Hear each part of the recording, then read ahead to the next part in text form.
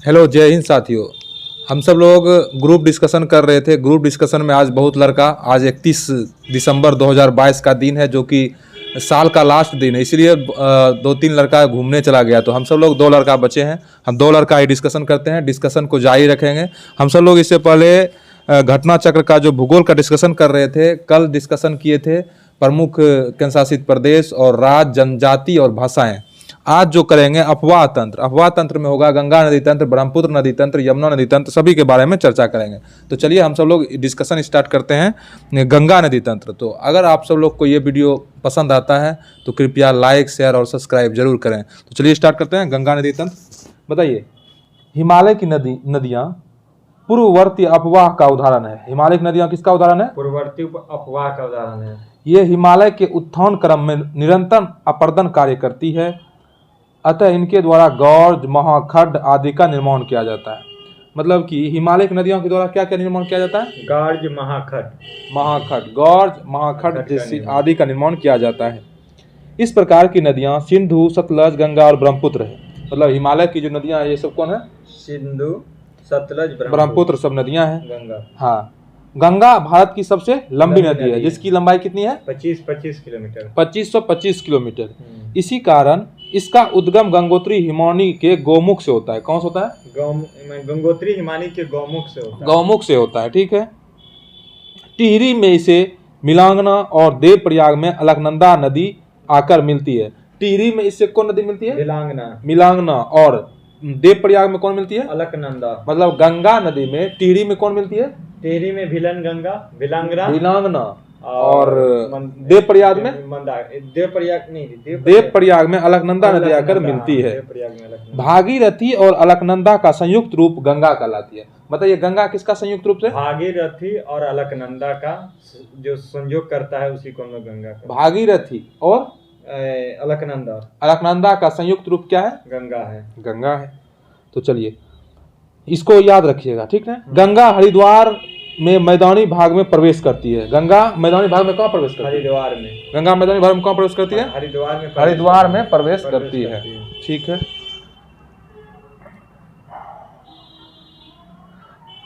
गंगा झारखंड की सीमा पर स्थित राजमहल की पहाड़ी के उत्तर की ओर प्रवाहित होती हुई पश्चिम बंगाल के फरक्का नामक स्थान पर यह बांग्लादेश में प्रवेश करती है। बांग्लादेश में गंगा कहाँ प्रवेश करती है? फरक्का नामक स्थान पर। फरक्का नामक स्थान पर गंगा प्रवेश करती है। कहाँ? बांग्लादेश। पश्चिम बंगाल के फरक्का नामक स्थान पर यह बांग्लादेश में प्रवेश करते हैं। यहाँ इसे पद्मा के नाम से जाना जाता है। बांग्लादेश में गंगा क्या जाना जाता है? पद्मा। गंगा को बांग्लादेश में पद्मा कहा जाता है, ठीक है।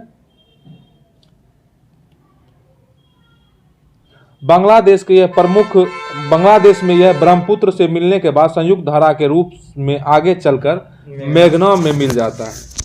बांग्लादेश में यह ब्रह्मपुत्र से मिलने के बाद संयुक्त धारा के रूप में आगे चलकर किससे मिल जाता है? मेघना में मिल जाता है। एवं मेघना के नाम से ही बंगाल की खाड़ी में अपने जल का त्याग करती है। मतलब कि मेघना के नाम से क्या करती है? बंगाल की खाड़ी में अपना क्या करती है? जल का त्याग करती है। हाँ, मतलब कि बंगाल खाड़ी मिल जाती है, गिर जाती है, और अपने मुहाने पर विश्व के सबसे बड़े डेल्टा का निर्माण करता है। गंगा ब्रह्मपुत्र का यह डेल्टा हुगली और मेघना नदी के बीच बनाता है। अच्छा, गंगा ब्रह्मपुत्र का यह डेल्टा कहाँ है? हुगली और मेघना नदी के बीच। हुगली और मेघना नदी के बीच गंगा ब्रह्मपुत्र डेल्टा। हाँ, गंगा ब्रह्मपुत्र डेल्टा। बताइए, अलकनंदा नदी चमोली, टिहरी और पोढ़ी गढ़वाल जिले से होकर बहती है। अलकनंदा नदी कहाँ कहाँ होकर बहती है? चमोली, टिहरी और पोढ़ी गढ़वाल जिले से होकर बहती है। चमोली, टिहरी और पोढ़ी गढ़वाल से होकर अलकनंदा नदी बहती है। चमोली जिले के नगर पंचायत बद्रीनाथ अलकनंदा के तट पर अवस्थित है।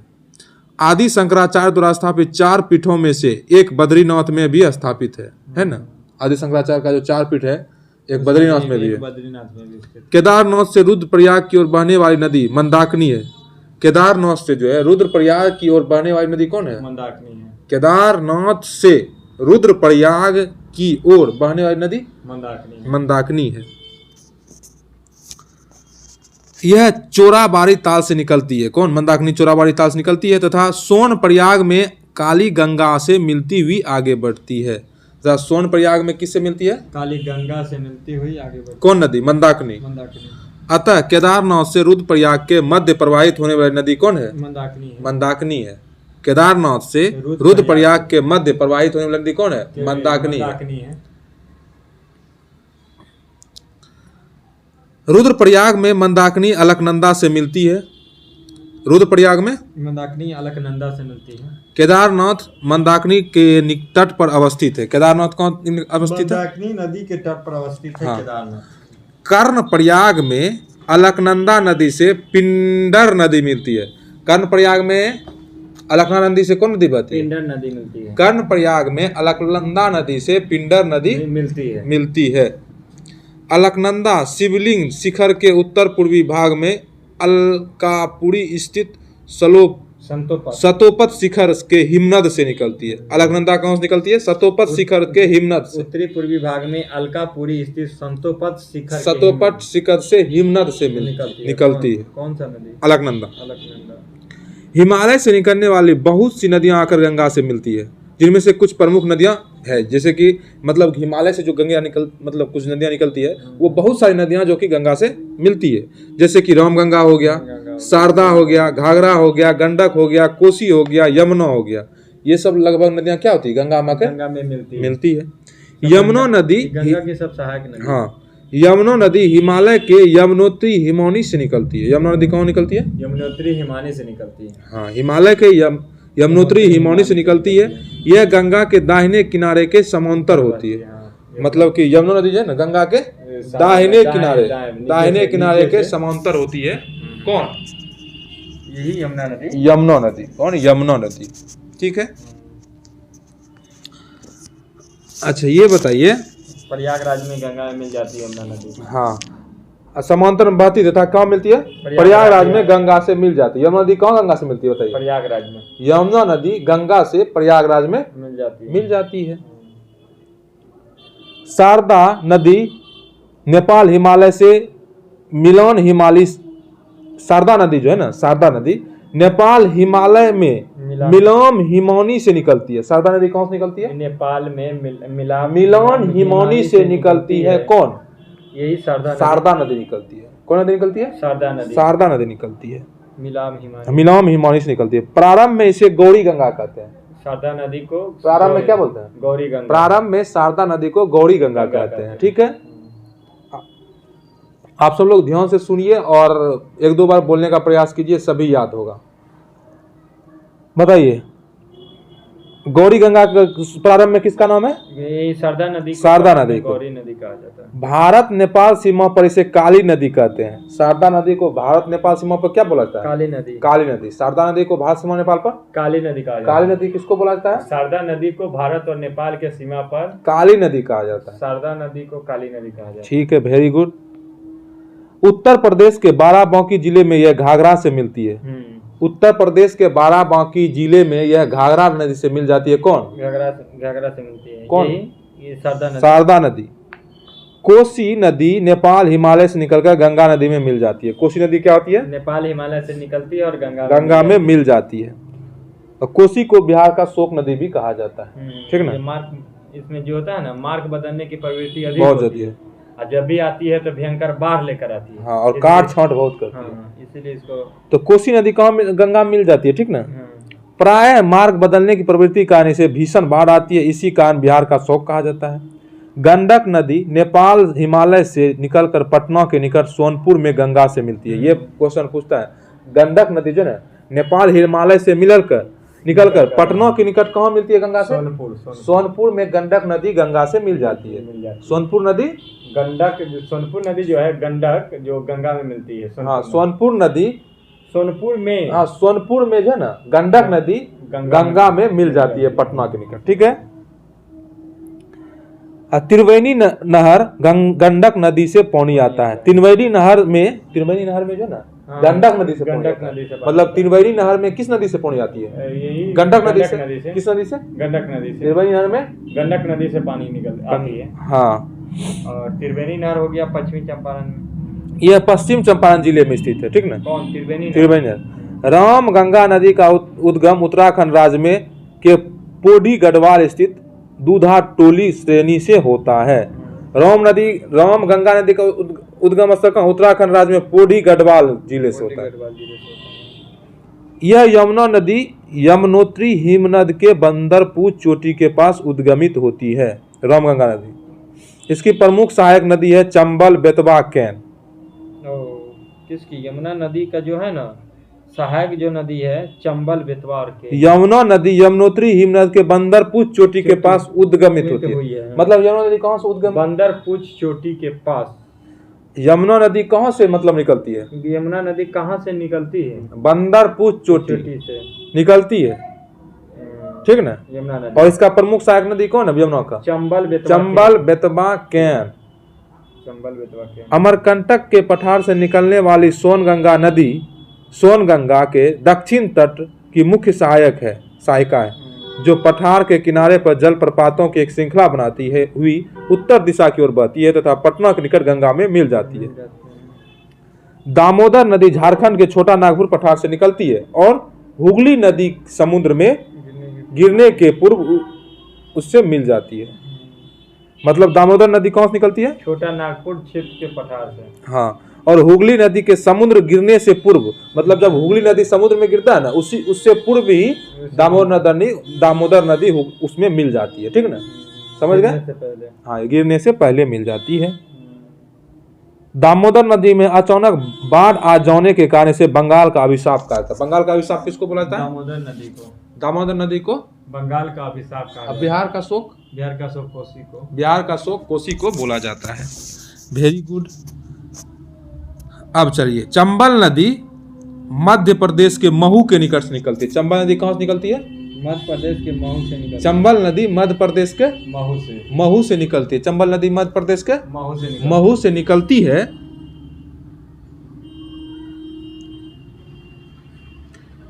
यह उत्तर प्रदेश में प्रवाहित होकर कोटा के निकट गौर्ज का निर्माण करती है। चंबल नदी जो कोटा के निकट किसका निर्माण करती है?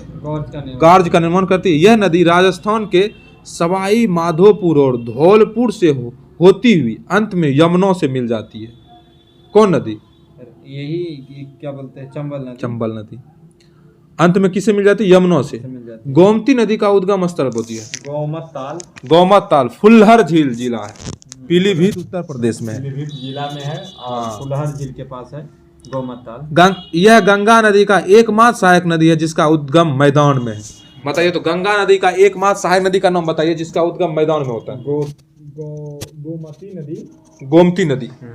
कौन? गोमती नदी जो गोमत ताल से निकलती है। हाँ, और पीलीभीत मतलब जिला उत्तर प्रदेश में इसका क्या है? उत्तर मतलब उद्गम। हाँ, और यह गंगा नदी की एकमात्र नदी है, सहायक नदी है, जो कि मैदानी भाग से निकलती है, ठीक ना? ठीक है, समझ गए? अब देखिए, कुछ नदी बोलते हैं उसका उद्गम स्थल बोलते हैं और उसका संगम बोलते हैं। ये बहुत इंपॉर्टेंट है और इसको याद रखिए, हर एक एग्जाम में ये पूछा जाता है, ठीक है? बताइए, यमुना का उद्गम स्थल होती है यमुनोत्री हिमालय। सॉरी मतलब हाँ, यमुनोत्री हिमालय बंदरपुर। कहाँ संगम मिलती है? प्रयागराज में। गंगा के प्रयागराज इलाहाबाद में।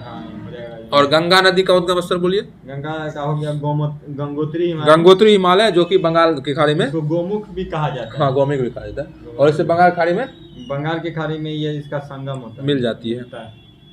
यही बंगाल खाड़ी में मिलता है तो इसको पद्मा कहते हैं। गंगे को ना पद्मा कहते हैं। हाँ, पढ़े थे ऊपर। अच्छा, ये बताइए, यमुना नदी हो गया, शारदा नदी को काली नदी भी कहते हैं। हाँ, इसका उद्गम बताइए। इसका उद्गम हिमालय नेपाल। हाँ, जो कि घाघरा में बाराबांकी में जाके मिल जाती है। और कोसी नदी का उद्गम स्थल होती है गोसाई धाम नेपाल हिमालय, जो कि गंगा में मिल जाती है। और गंडक नदी जो कि नेपाल हिमालय से निकलती है और गंगा और सोनपुर पटना के निकट मिल जाती है। गंगा में सोनपुर में पटना के निकट मिल जाती है, ठीक ना? राम गंगा जो दूधा टोली श्रेणी से निकलती है उत्तराखंड से और गंगा में मिल जाती है। और सोन अमरकंटक की पठार से सोन कौन निकलती है? अमरकंटक की पठार से निकलती है और गंगा में पटना के निकट मिल जाती है। सोन नदी कहाँ मिलती है? पटना में। गंगा के निकट पटना में मिल जाती है, ठीक है? चंबल बताइए। चंबल महू जो है मध्य प्रदेश से निकलती है और कहाँ गिरती है? इटावा के निकट यमुना में यमुना में इटावा के निकट गिर जाती है। और दामोदर नदी कहाँ से निकलती है? छोटा नागपुर पठार से निकलती है और हुगली में मिल जाती है कोलकाता के निकट, ठीक ना? जो है कोलकाता के निकट है। और गोमत ताल हो गया, फुल्लर झील से निकलती है गोमती और गंगा में मिल जाती है। तो इस तरह से हम पूरा गंगा नदी तंत्र पढ़ लिए। अब इसका क्वेश्चन आंसर करते हैं, जो कि हर एक एग्जाम में पूछा गया है घटना चक्र के अनुसार, उसमें दिया हुआ। बताइए गंगा नदी का उदाहरण। गंगा नदी उदाहरण है, ऑप्शन दे रहे हैं, पूर्ववर्ती अपवाह का, अनुवर्ती अपवाह का, अक्रमवर्ती अपवाह का, परमवर्ती अपवाह का। पूर्ववर्ती अपवाह। गंगा नदी पूर्ववर्ती अपवाह का उदाहरण है। बांग्लादेश में गंगा नदी को क्या नाम से पुकारा जाता है?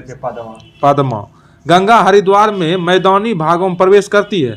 झारखंड की सीमा पर स्थित राजमहल की पहाड़ी के उत्तर की ओर प्रवाहित होती हुई पश्चिम बंगाल के फरक्का नामक स्थान पर यह बांग्लादेश में प्रवेश करती है और इसे यहाँ पद्मा के नाम से, बांग्लादेश में गंगा को पद्मा के नाम से जाना जाता है। बांग्लादेश में प्रवेश करने के बाद गंगा नदी को निम्नलिखित में से किस नाम से जाना जाता है? पद्मा को पद्मा कहा जाता है। बताइए सुंदरवन डेल्टा का निर्माण करने वाली नदियां? गंगा और ब्रह्मपुत्र। वेरी गुड, बहुत अच्छा। गंगा की जलोढ़ मृदा की गहराई भूमि के नीचे लगभग कितनी है? गंगा की जलोढ़ मृदा की गहराई भूमि सतह के नीचे लगभग कितनी है? बताइए। 6000 मीटर। 6000 मीटर तक होती है और यह 39वां बीपीएससी में पूछा हुआ क्वेश्चन है, इसलिए आप सब लोग बहुत ध्यान से पढ़िए। 39वां बीपीएससी 1994 में 6000 मीटर तक इसका क्या है? जलोढ़ की गहराई है, ठीक ना? अब देखिए मंदाकिनी नदी किस जल प्रवाह अथवा मुख्य नदी से संबंधित है? मंदाकिनी नदी, हाँ, अलकनंदा से। मंदाकिनी अलकनंदा से। बताइए पूर्वी धौली गंगा सहायक नदी है। पूर्वी धौली गंगा किसकी सहायक नदी है? काली नदी का। पूर्वी धौली गंगा काली नदी का सहायक नदी है। अब बताइए निम्नलिखित स्थानों में से कहाँ पर भागीरथी एवं अलकनंदा नदी बहती है? ऑप्शन दे, देवप्रयाग, कर्णप्रयाग, विष्णुप्रयाग, रुद्रप्रयाग। देवप्रयाग में भागीरथी एवं अलकनंदा नदियां मिलती है। भागीरथी और अलकनंदा देवप्रयाग में मिलती है।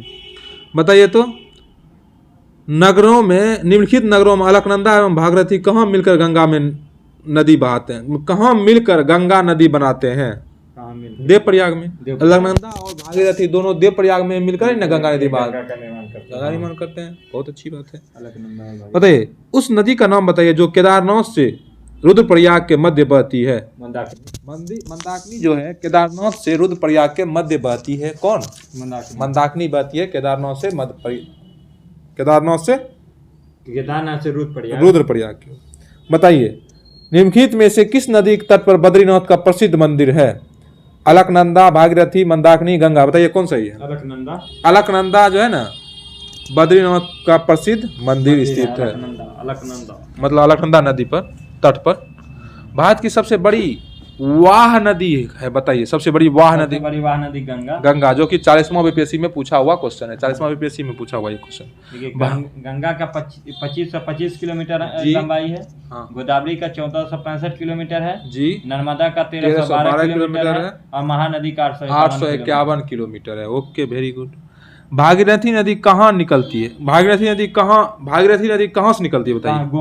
गोमुख से। बताइए गंगा नदी की एकमात्र सहायक नदी जिसका उद्गम मैदान से हुआ, बताइए। इसका मैदान से हुआ, अभी बताए थे गोमती नदी, जो कि यूपी में होता है। हाँ, गोमती यूपी उत्तर प्रदेश। मतलब लखनऊ जन गोमती नदी के किनारे बसा हुआ है, ये भी क्वेश्चन याद रखिए। लखनऊ गोमती नदी के किनारे। बताइए तो दिल्ली और आगरा के मध्य वर्ष के अधिकांश समय में यमुना नदी मृत हो जाती है। कारण वो कथन ये था, अब कारण ये था यमुना असतत वाहिनी नदी है, इस पर विचार कीजिए। यमुना असतत नहीं होगा, यमुना सतत वाहिनी नदी। मतलब जो है ना यमुना असतत वाहिनी, ये गलत है। हाँ, यमुना क्या होगा? सतत वाहिनी नदी है। और दिल्ली और आगरा के मध्य वर्ष के अधिकांश समय में यमुना नदी मृत हो जाती है।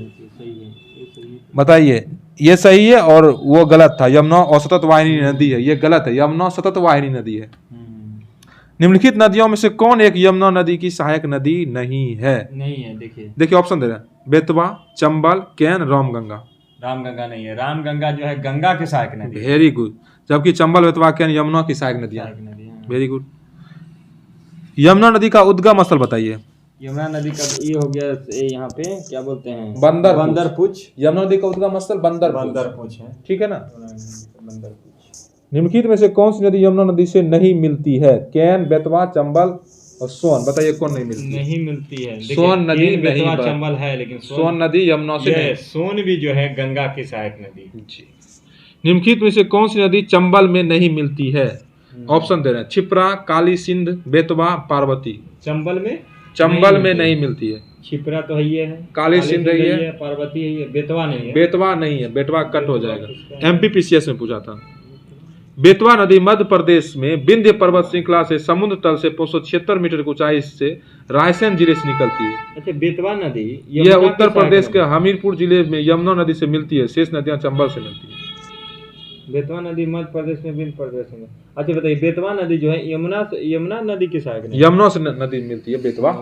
चंबल, बेतवा क्या नहीं, सब यमुना नदी की सहायक नदी है ना। बेतवा नदी कहाँ से निकलती है बताइए? बेतवा नदी कहाँ से निकलती है? विंध्यन पहाड़ी से, विंध्य पर्वत श्रृंखला से निकलती है ना। मध्य प्रदेश के विंध्य पर्वत श्रृंखला। बेतवा नदी मिलती कहाँ? मिलती किस नदी में? रायसेन जिले से यमुना में मिलती है। नहीं, बेतवा यमुना में नहीं, यहाँ यमुना में। चंबल, बेतवा कैन सब यमुना में मिलती है। मिलती है।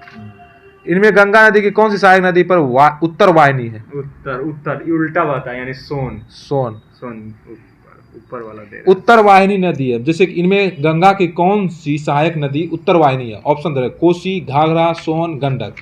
कोसी, घाघरा, सोन होगा। निम्नलिखित में से कौन सी नदी गंगा नदी में बाएं से नहीं मिलती है? ऑप्शन दे रहे हैं, गोमती, घाघरा, कोसी, सोन। बाएं से नहीं मिलती है। कौन सी नदी जो बाएं से? फिर से ऑप्शन दीजिए। ऑप्शन दे रहे हैं, गोमती, घाघरा, कोसी, सोन। गोमती, घाघरा, कोसी, सोन ये ऑप्शन है। और सोन नदी है ना, ये दाएं से मिलती है, बाएं से नहीं मिलती है। सोन नदी, ठीक है। बताइए कौन सी श्रेणी यमुना और सोन के मध्य जल द्विभाजक का कार्य करती है? ऑप्शन दे रहे हैं, कौन सी श्रेणी यमुना और सोन के मध्य जल द्विभाजक का कार्य करती है? ऑप्शन दे रहे हैं, भांडेर, केमूर, मैकल और मुकुंदवारा। बताइए कौन? कैमूर हो जाएगा। बताइए निम्नलिखित में से किस नदी का जल ग्रहण क्षेत्र सर्वाधिक है?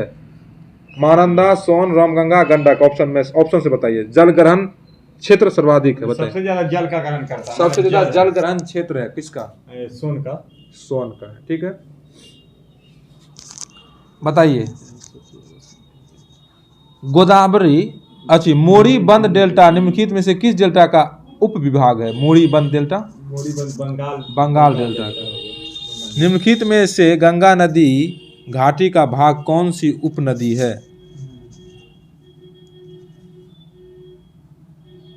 बताइए। देखिए, गंगा नदी का भाग कैसी? निम्नलिखित में से कौन सी नदी घाटी का भाग, मतलब निम्नलिखित में से गंगा नदी घाटी का भाग कौन सी उप नदी है? ऑप्शन दे रहे हैं, शंख, उत्तरी कोयला, दक्षिणी कोयला, बराकर, उपयुक्त में से कोई नहीं, उपयुक्त में से एक से अधिक। ऑप्शन बीपीएससी में पूछा था 2019 में। उपयुक्त एक में से अधिक, एक में से अधिक। देखिए इसका जिक्र, उत्तरी कोयल झारखंड से बहने वाली एक नदी है। उत्तरी कोयल क्या है? झारखंड से बहने वाली, जो सोन नदी की एक सहायक नदी है। यह सोन नदी के दाहिने तट पर मिलती है। सोन नदी दक्षिण भाग से गंगा नदी में मिलने वाली दूसरी सबसे बड़ी सहायक नदी है, जो पटना के पास गंगा में मिल जाती है। दक्षिण कोयल नदी झारखंड और उड़ीसा में प्रवाहित होती है। दक्षिण कोयल नदी उत्तर कारो नदी के साथ मिलकर कोयल नदी के रूप में प्रवाहित होती है, जो उड़ीसा के राउरकेला के पास शंख नदी से मिलकर ब्राह्मणी नदी के नाम से प्रवाहित होती है। बराकर नदी दामोदर नदी की मुख्य सहायक नदी है। बराकर नदी क्या है? दामोदर नदी की मुख्य सहायक नदी है, जो झारखंड के कोडरमा पठार से निकलकर हजारीबाग से होते हुए दामोदर में मिलती है। दामोदर निचली गंगा बेसिन से हुगली नदी से मिलती है। दामोदर नदी बेसिन गंगा नदी बेसिन का उपबेसिन है।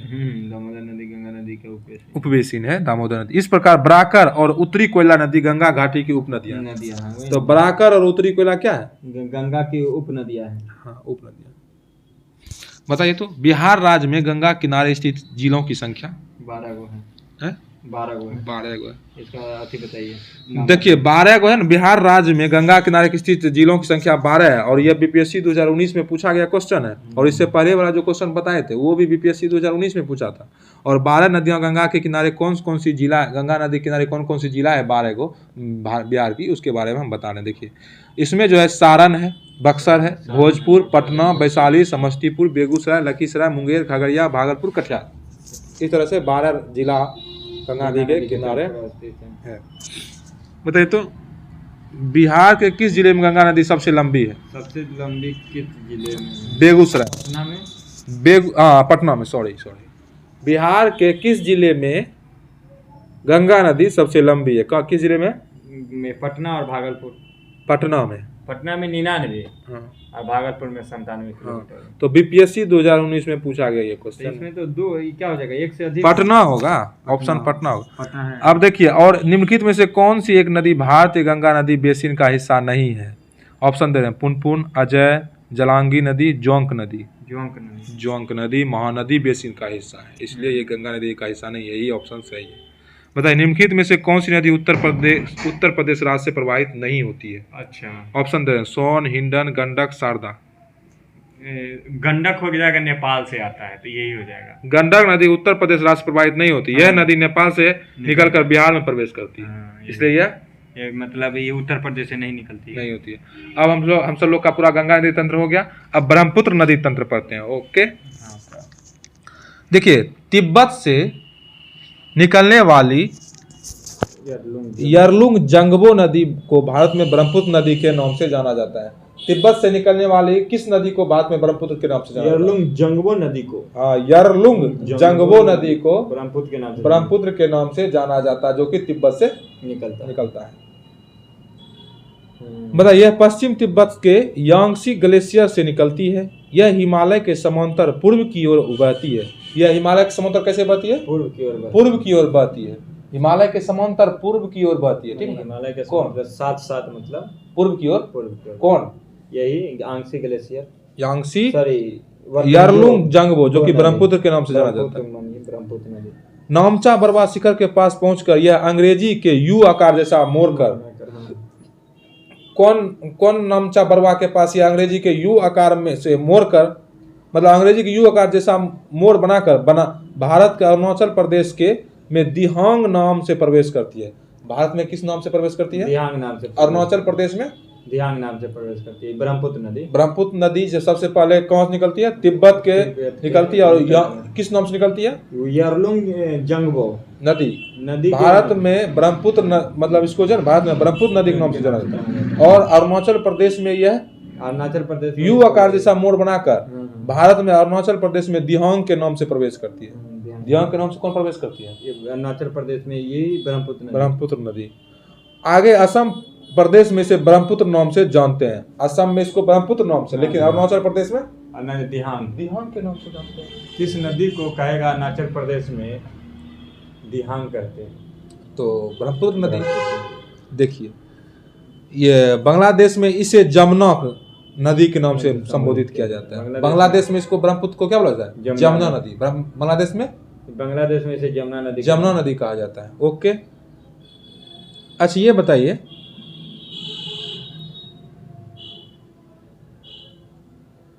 ब्रह्मपुत्र, सतलज और सिंधु नदियों का स्रोत तिब्बत के मानसरोवर झील के पास ही स्थित है।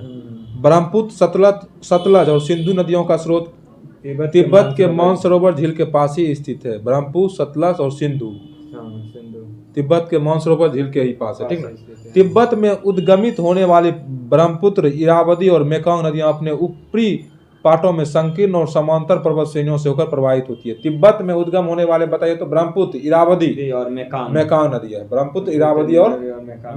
ब्रह्मपुत्र, इरावदी और मेकांग। अच्छा ये बताइए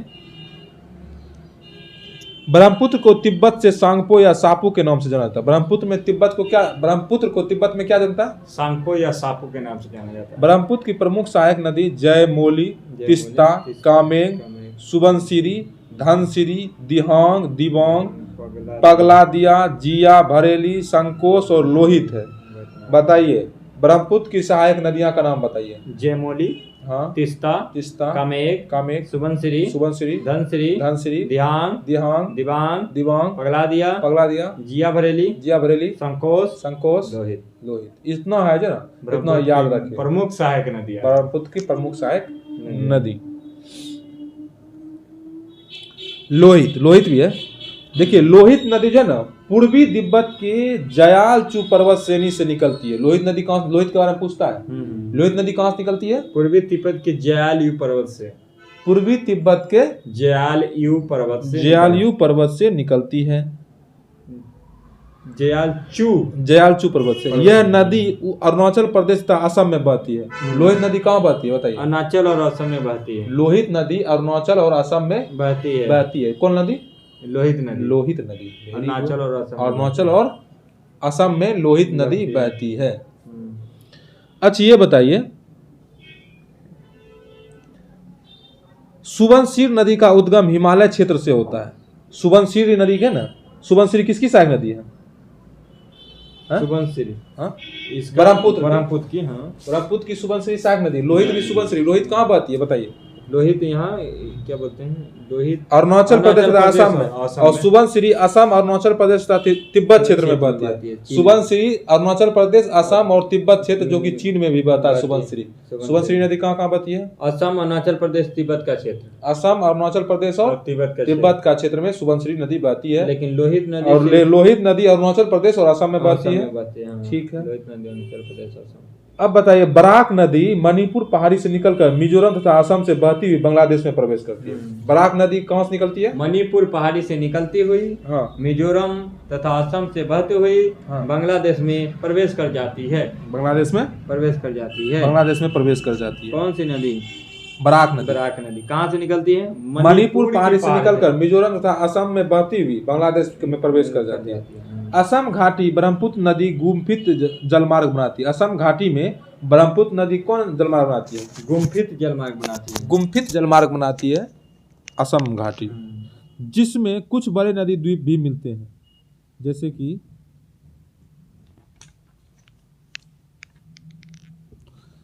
इनमें विश्व की सबसे बड़ी नदी द्वीप तंत्र माजुली शामिल है। माजुली द्वीप तंत्र इसमें शामिल है, समझे ना? जो कि असम घाटी में ब्रह्मपुत्र नदी गुम्फित जलमार्ग बनाती है, जिसमें कुछ बड़े नदी द्वीप भी मिलते हैं, जैसे कि माजुली द्वीप नदी। ठीक ना? तिब्बत पठार को चेंगतांग और क्वाघाई तिब्बत पठार के नाम से भी जाना जाता है। तिब्बत पठार को और किस नाम से जाना जाता है? चेंगतांग क्वाघाई तिब्बत पठार के नाम से जाना जाता है। हाँ, चेंगतांग तिब्बत पठार को चेंगतांग और क्वाधाई तिब्बत पठार के नाम से भी जाना जाता है। समुद्र तल से औसतन 45,000 मीटर की ऊंचाई पर स्थित है तिब्बत पठार। इसे विश्व का छत कहा जाता है। इसका छत किसे कहा जाता है? तिब्बत का पठार। तिब्बत के पठार से निकलने वाली प्रमुख नदियां कौन कौन है? देखिए यांगसिटी नदी, हांगहो नदी, सिंधु नदी, सतलज, ब्रह्मपुत्र, मेकोंग और साल्वीन नदी। तिब्बत के पठार से कौन कौन नदियां निकलती बताइए? यांगटीसी नदी, हाँ, हांगो नदी, हाँ, सिंधु नदी, हाँ, सतलज नदी, हाँ, ब्रह्मपुत्र नदी, हाँ, और मेकांक नदी और साल्वीन नदी।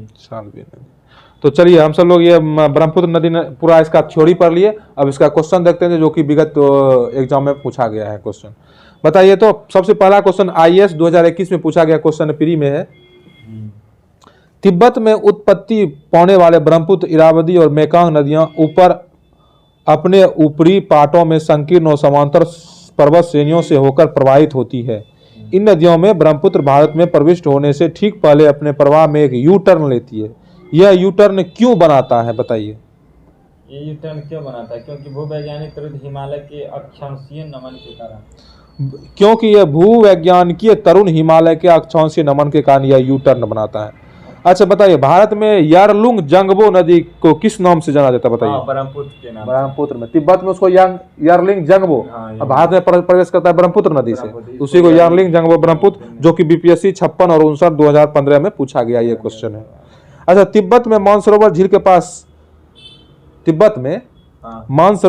के पास जिस नदी का स्रोत है वह बताइए? सतलज, ब्रह्मपुत्र, सतलज और सिंधु सब है। हाँ, तिब्बत में मानसरोवर झील के पास जिस नदी का स्रोत है वह बताइए क्या ऑप्शन दे रहे हैं? ब्रह्मपुत्र, सतलज, सिंधु, उपरायुक्त में सभी सभी। निम्नलिखित नदियों पर विचार कीजिए। बराक, लोहित, सुबनसिरी। उपर्युक्त में से कौन सी अरुणाचल प्रदेश से होकर बहती है? नहीं, ये ऑप्शन देखिए हम दे रहे हैं। निम्नलिखित नदियों पर विचार कीजिए। बराक, लोहित, सुबनसिरी। उपर्युक्त में से कौन सी अरुणाचल प्रदेश होकर बहती है? ये IAS 2014 में पूछा हुआ क्वेश्चन, बताइए। तो इसमें लोहित और सुबनसिरी हो जाएगा। हाँ, लोहित और सुबनसिरी नदियां अरुणाचल प्रदेश होकर, जबकि बराक नदी मणिपुर पहाड़ी से निकलकर मणिपुर, मिजोरम तथा असम में से बहती हुई बांग्लादेश में प्रवेश कर जाती है। ठीक है, बराक नदी होता है। मानस नदी किस नदी का उपनदी है? बताइए। मानस नदी ब्रह्मपुत्र का उपनदी है। ये 44वां बीपीएससी में पूछा हुआ क्वेश्चन है। ब्रह्मपुत्र का कौन है? मानस। ब्रह्मपुत्र नदी तिब्बत में किस नाम से जाना जाता है? ब्रह्मपुत्र में तिब्बत को सांगपो का। ब्रह्मपुत्र नदी का बहाव क्षेत्र बताइए। इसका बहाव क्षेत्र तिब्बत, बांग्लादेश, भारत। बहाव क्षेत्र तिब्बत, बांग्लादेश, भारत। हाँ, 3 देश में। तिब्बत, बांग्लादेश और भारत। तिब्बत, बांग्लादेश और भारत। ठीक ना। अच्छा ये बताइए, निम्नलिखित में से कौन सी ब्रह्मपुत्र की सहायक नदियां है? ऑप्शन दे रहे हैं। दिबांग, कामेग, लोहित। नीचे दिए गए कूट का प्रयोग कर सही उत्तर दीजिए। बताइए, निम्नलिखित में से कौन सी ब्रह्मपुत्र की सहायक नदी है? ब्रह्मपुत्र के ऑप्शन दीजिए। दिबांग, कामेग, लोहित। दिबांग, कामेग, लोहित। इसमें हो जाएगा, तीनों हो जाएगा। दिबांग, कामेंग, लोहित, तीनों हो गया। हाँ, ब्रह्मपुत्र की सहायक नदी है। अच्छा एक और क्वेश्चन देखिए। हाँ, निम्नलिखित नदियों में से किन के स्रोत बिंदु लगभग एक ही हैं? ऑप्शन दे रहे हैं। ब्रह्मपुत्र और गंगा, तापी और ब्यास, ब्रह्मपुत्र और सिंधु, सिंधु और गंगा। ब्रह्मपुत्र और सिंधु का लगभग उद्गम एक ही बिंदु है। ठीक ना, तिब्बत के पठार से दोनों निकलता है, ब्रह्मपुत्र और सिंधु। तो इस तरह से हम ब्रह्मपुत्र नदी तंत्र का पूरा क्वेश्चन कर लिए। अब दक्षिण भारत की नदियों के बारे में पढ़ते हैं। ठीक है, दक्षिण भारत की नदियों के बारे में पढ़ेंगे।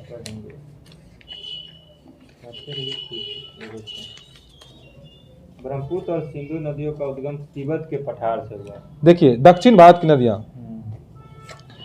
दक्षिण भारत में मुख्य जल विभाजक का निर्माण पश्चिमी घाटी द्वारा होता है। पश्चिमी घाट पूर्वी घाट पर है ना, तो बताइए दक्षिण भारत के मुख्य जल विभाजक का निर्माण पश्चिमी घाट द्वारा होता है। किसके द्वारा होता है? पश्चिमी घाट द्वारा। पश्चिमी घाट द्वारा किसका निर्माण होता है? मतलब दक्षिणी प्रायद्वीपीय दक्षिण भारत की नदियां का। दक्षिण भारत का नदियां का जो मतलब कि पश्चिमी घाट के द्वारा क्या होता है? दक्षिण भारत के मुख्य जल विभाजक का निर्माण होता है, जो पश्चिमी तट के निकट उत्तर से दक्षिण की ओर स्थित है। कौन सा नदी? मतलब दक्षिण भारत की नदियां जो है, देखिए सुनिए अच्छा से पहले। दक्षिण भारत की मुख्य जल विभाजक का निर्माण क्या है? पश्चिमी घाट द्वारा होता है। पश्चिमी घाट जो है ना, दक्षिण पश्चिमी तट के निकट उत्तर से दक्षिण की ओर स्थित है। उत्तर से दक्षिण की ओर स्थित है। प्रायद्वीप भाग की अधिकतर नदियां जैसे महानदी हुआ, गोदावरी हुआ, कृष्णा हुआ, कावेरी हुआ, पूर्व की ओर बहती है। महानदी, गोदावरी, कृष्णा, कावेरी किधर बहती है? पूर्व की ओर बहती है। पूरब की ओर बहती है। ठीक ना, किधर बहती है? पूरब की ओर बहती है। तो कौन कौन नदी पूरब की ओर बहती है? महानदी, गोदावरी, कृष्णा, कावेरी पूरब की ओर बहती है तथा बंगाल खाड़ी में गिरती है। अच्छा, ये कहाँ गिरती है? ये पूरब की ओर जाएगा तो बंगाल खाड़ी में गिरती है। यह गोदावरी, कृष्णा और कावेरी। हाँ, उसके बाद है ये नदियां अपने मुहाने पर डेल्टा का निर्माण करती है। महानदी, गोदावरी, कृष्णा, कावेरी क्या करती है? डेल्टा का निर्माण करती है। हाँ।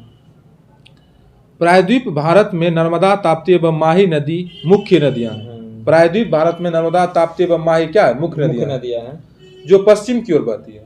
पश्चिम की ओर। पश्चिम की ओर कौन कौन नदी बहती है? नर्मदा, ताप्ती और माही। और पूरब की ओर बहने वाली प्रायद्वीप नदियां ये हो गया महानदी, गोदावरी, कृष्णा और कावेरी।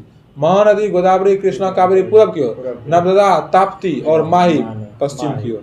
नर्मदा, ताप्ती, माही पश्चिम की ओर। अब पूरब की ओर हो गया महानदी, गोदावरी, कृष्णा, कावेरी। देखिए ये जो है नर्मदा, ताप्ती और माही, ये पश्चिम की ओर बहती है और ज्वार नद का निर्माण करती है। ज्वार नद, एस्चुरी का। हाँ, एस्चुरी का निर्माण कौन नदी करती है? पूछ देता है क्वेश्चन की एस्चुरी का निर्माण कौन करता है? नर्मदा और ताप्ती तो याद होगा, एक हो गया माही। माही भी ज्वार नद का निर्माण करती है, एस्चुरी का। और डेल्टा का निर्माण कौन करती है? डेल्टा की नदी निर्माण करती है ये जो पूरब की ओर जो बहती है वो।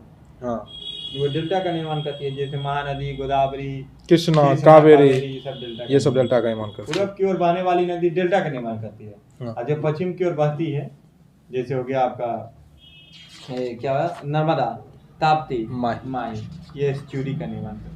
अब देखिए, नर्मदा नदी का उद्गम मैकाले पर्वत की अमरकंटक चोटी से हुआ। नर्मदा नदी का उद्गम कहाँ हुआ है? मैकाल पर्वत की अमरकंटक चोटी, मैकाले पर्वत के अमरकंटक चोटी से नर्मदा नदी का उद्गम हुआ है। अरब सागर में गिरने वाली प्रायद्वीप भारत की यह सबसे बड़ी नदी है। अरब सागर में गिरने वाली प्रायद्वीप भारत की सबसे बड़ी नदी है। अरब सागर में गिरने वाली प्रायद्वीप भारत की सबसे बड़ी नदी कौन है? नर्मदा नदी। नर्मदा नदी कहाँ से निकलती है? मैकाल पर्वत के अमरकंटक चोटी से निकलती है। मैकाल पर्वत के अमरकंटक चोटी से नर्मदा नदी। अरब सागर में गिरने वाली प्रायद्वीप भारत की यह सबसे बड़ी नदी है। इसके उत्तर में विंध्याचल और दक्षिण में सतपुरा पर्वत है। नर्मदा नदी के उत्तर में कौन है? विंध्याचल। दक्षिण में सतपुरा पर्वत। उत्तर में विंध्याचल और दक्षिण में सतपुरा पर्वत। नर्मदा और ताप्ती के बीच में कौन पर्वत है? नर्मदा और ताप्ती के बीच में हो गया विंध्याचल, सतपुरा है ना, पर्वत श्रेणी है। हाँ। और नर्मदा नदी के उत्तर में कौन है? विंध्याचल। और दक्षिण में सतपुरा पर्वत। सतपुरा मतलब कि विंध्याचल और सतपुरा के बीच में नर्मदा नदी बहती है, ठीक ना? नर्मदा नदी बहती है। इसके बीच में एक घाटी है ना? बोलिए ना, क्या इसके बीच में एक घाटी है, जैसे मान गए कि भ्रंश घाटी कहते हैं। भ्रंश घाटी मतलब इन दोनों के बीच में एक भ्रंश घाटी है, ठीक ना? जैसे विंध्याचल और सतपुरा पर्वत के बीच में एक घाटी है, जिसको हम भ्रंश घाटी। और इसी भ्रंश घाटी से होकर नर्मदा नदी बहती है, ठीक ना? यही इसी भ्रंश घाटी से। नर्मदा नदी का पश्चिम की ओर बहाव का कारण भ्रंश घाटी से होकर प्रवाहित होना है। नर्मदा नदी की लंबाई 1312 किलोमीटर, 13-12 किलोमीटर। याद रखिए, नर्मदा नदी 13-12 किलोमीटर। नर्मदा नदी की लंबाई 13-12 किलोमीटर। एवं नदी जल का ग्रहण क्षेत्र 98,796 वर्ग किलोमीटर। देखिए, भ्रंश घाटी में प्रवाहित होने के कारण नर्मदा नदी अपने मुहाने पर ज्वार एस्चुरी का निर्माण करती है। नर्मदा नदी अपने मुहाने पर किसका निर्माण करती है? एस्चुरी। नर्मदा, ताप्ती और माही। नर्मदा, ताप्ती और माही एस्चुरी का निर्माण करती है। हाँ, ठीक है, ठीक है। महानदी, गोदावरी, कृष्णा, कावेरी, यह डेल्टा का। महानदी, गोदावरी, कृष्णा और कावेरी ये डेल्टा का निर्माण करती है। जबलपुर के निकट संगमरमर शैली में नर्मदा नदी गहरे गौड़ से बहती है, जहां यह नदी तीव्र ढाल से गिरती है और धुआंधार प्रपात का निर्माण करती है। नर्मदा नदी किस प्रपात का निर्माण करती है? धुआंधार जल प्रपात का निर्माण कौन नदी करती है? नर्मदा नदी करती है।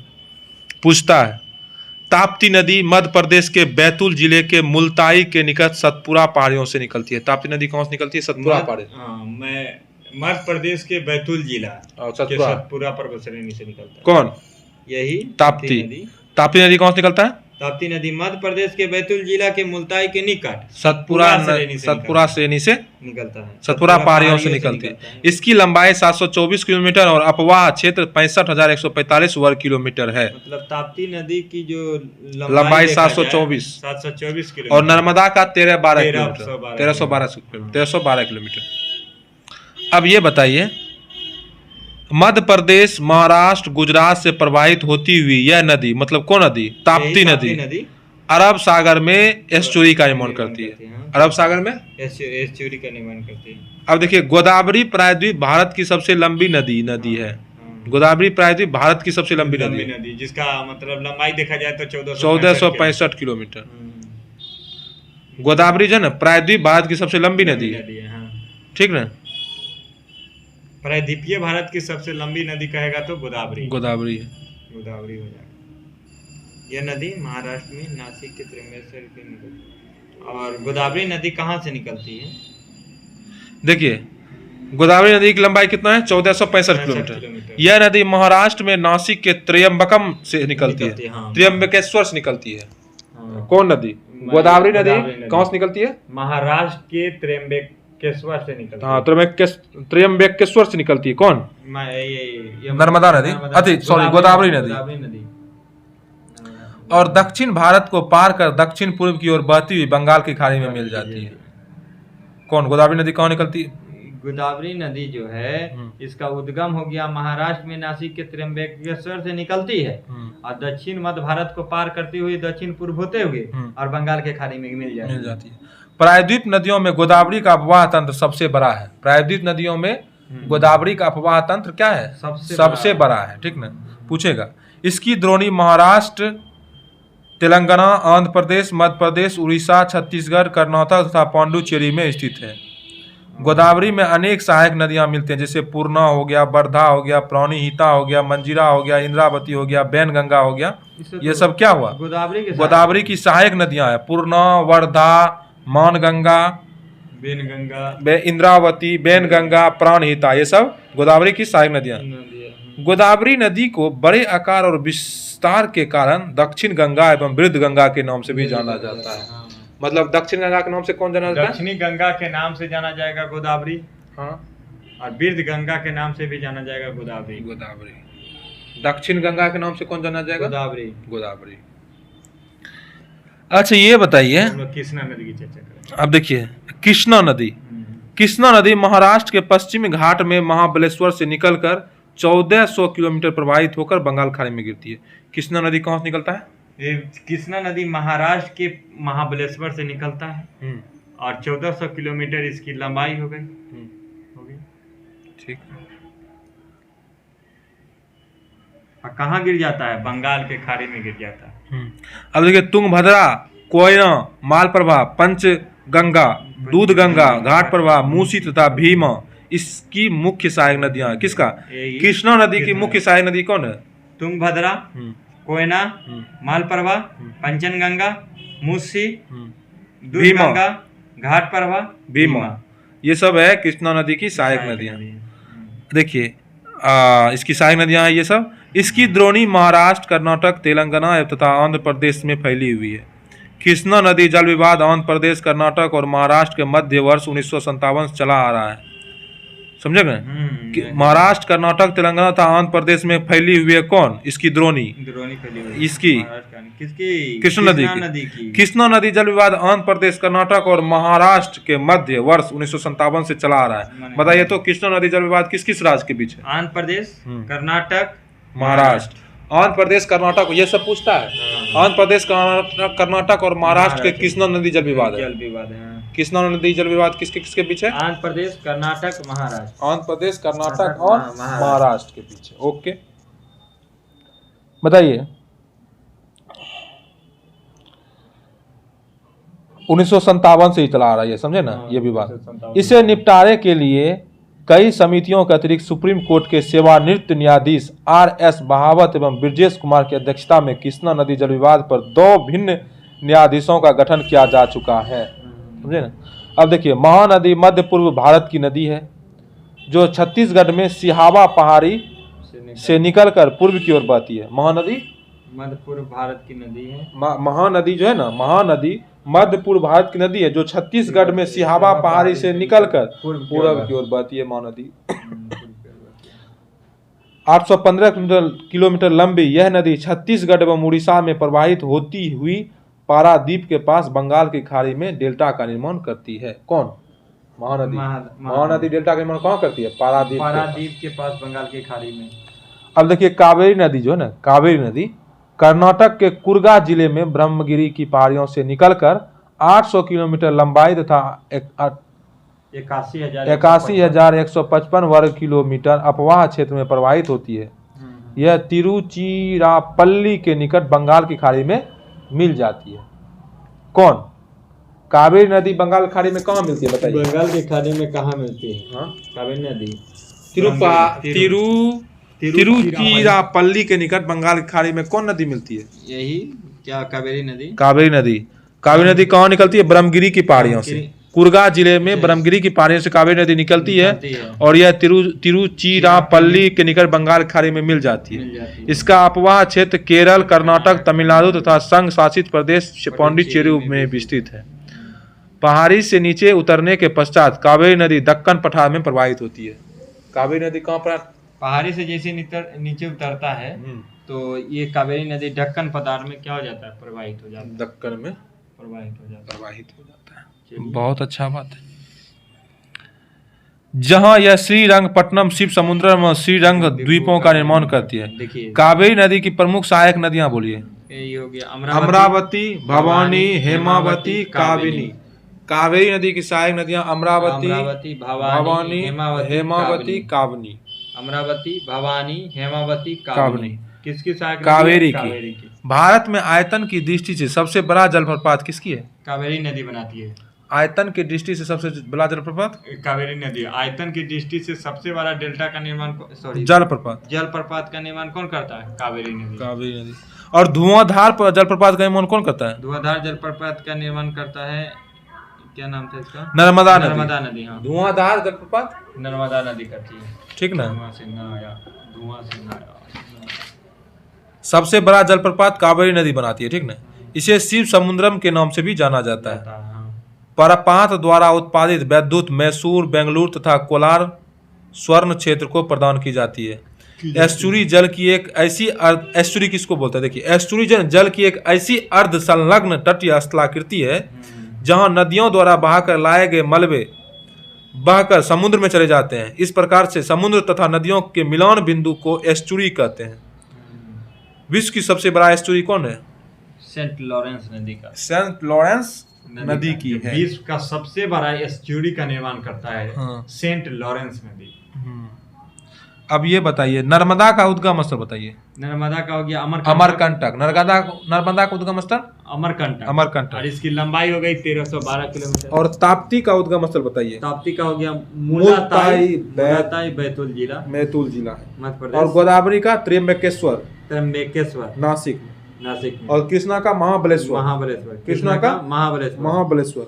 और कावेरी का ब्रह्मगिरी पहाड़ी। कावेरी का ब्रह्मगिरी पहाड़ी। कावेरी का कहाँ है? ब्रह्मगिरी पहाड़ी, कुर्ग कर्नाटक में। हाँ। और महानदी का सिहावा पहाड़ी। देखिए, और देखिए आप देखिए कि एक बार जो है ना सबका सहायक नदियां पढ़ लेते हैं। जैसे कि गोदावरी का सहायक नदी बताइए। गोदावरी का सहायक नदी पूर्णा, हाँ, वर्धा, हाँ, प्राणहिता, मंजीरा, बेनगंगा, इंद्रावती। और कृष्णा का बताइए। तुंगभद्रा, कोयना, घाटप्रभा, मूसी, भीमा, मालप्रभा, पंचगंगा, दूधगंगा। बताइए तो कृष्णा का सहायक नदी। तुंगभद्रा, कोयना, घाटप्रभा, मूसी, भीमा, दूधगंगा, मालप्रभा, दूधगंगा, पंचगंगा, मालप्रभा। ये किसका है? कृष्णा। देखिए, कृष्ण भगवान दूध पीते थे, दूधगंगा हो गया। पंचभोग लगता था कृष्ण भगवान को। हाँ, पंचगंगा हो गया, तुंगभद्रा हो गया, कोयना हो गया, घाट प्रवाह हो गया, घाट पर ले जाते थे तो हाँ, मूसी हो गया, माल प्रवाह हो गया। अब देखिए कावेरी मूसी जो है, मूसी नदी पर कौन सा शहर बसा हुआ है? मूसी नदी पर हैदराबाद। बताइए कावेरी का हो गया अमरावती, भवानी, हेमावती, काबिनी। कावेरी की सहायक नदी है अमरावती, भवानी, हेमावती, काबिनी। और महानदी की सहायक नदी है शिवनाथ, हसदेव, ईव, तेल। हसदेव, शिवनाथ। हाँ। अब देखिए इसका क्वेश्चन करते हैं। ठीक है, दक्षिण भारत की नदियों का क्वेश्चन आंसर करते हैं, जो कि बीपीएससी और अन्य एग्जाम में पूछा गया है, जो कि ये घटना चक्र में दिया हुआ क्वेश्चन है। ठीक है, आईएएस में पूछा गया क्वेश्चन कि अमरकंटक से कौन सी नदी का उद्गम होता है? बताइए, अमरकंटक से कौन सी नदी का उद्गम होता है? अमरकंटक से कौन सा नदी का उद्गम होता है? नर्मदा से। नर्मदा का। ये आईएएस पीरी 2007 में पूछा गया। अब देखिए आप क्वेश्चन हम पढ़ रहे हैं, बताइए। जी सर। बताइए तो नर्मदा नदी किन पर्वत श्रृंखलाओं के बीच स्थित है? हाँ, नर्मदा नदी अभी बताए थे आप, विंध्याचल और सतपुरा और विंध्याचल के बीच में नर्मदा नदी है। ठीक ना? सतपुरा और विंध्याचल। और सतपुरा किस दो नदियों के बीच है? सतपुरा जो है नर्मदा और ताप्ती। नर्मदा और Tapti. Very good. Narmada, question दे रहे हैं। नर्मदा अपने मुहाने, कथन ए है, नर्मदा अपने मुहाने पर डेल्टा का निर्माण करती है। बिल्कुल करती है। और कारण आर में वह एक भ्रंश घाटी में बहती है। नहीं, नर्मदा तो डेल्टा का कहाँ निर्माण करती है? ये तो एस्चुरी का निर्माण करती है। Very good. तो आर गलत है, लेकिन आर सही है, वह एक भ्रंश घाटी में बहती है। ये सही है, नर्मदा एक भ्रंश घाटी में बहती है। बताइए तो कौन सी नदी रिफ्ट घाटी या भ्रंश द्रोणी से होकर बहती है? वही नर्मदा। यह 44वां बीपीएससी में पूछा हुआ क्वेश्चन है, समझ जाइए। बताइए, नर्मदा नदी का उदाहरण है भ्रंश उसका कारण, भ्रंश घाटी का, ग्रीवा खंड का, हाउस का, बताइए। भ्रंश घाटी का है, नर्मदा नदी भ्रंश घाटी होगा। बताइए निम्नलिखित में से कौन सा विशेष लक्षण नर्मदा नदी के लिए उपयुक्त है? कौन सी नदी डेल्टा का निर्माण नहीं करती है? निम्नलिखित में से विशेष लक्षण नर्मदा नदी के लिए उपयुक्त है, ऑप्शन दे रहे हैं। ज्वालामुखी मूल, वायु मूल, संरचनात्मक मूल और हिमानी मूल। बताइए कौन ऑप्शन है इसका?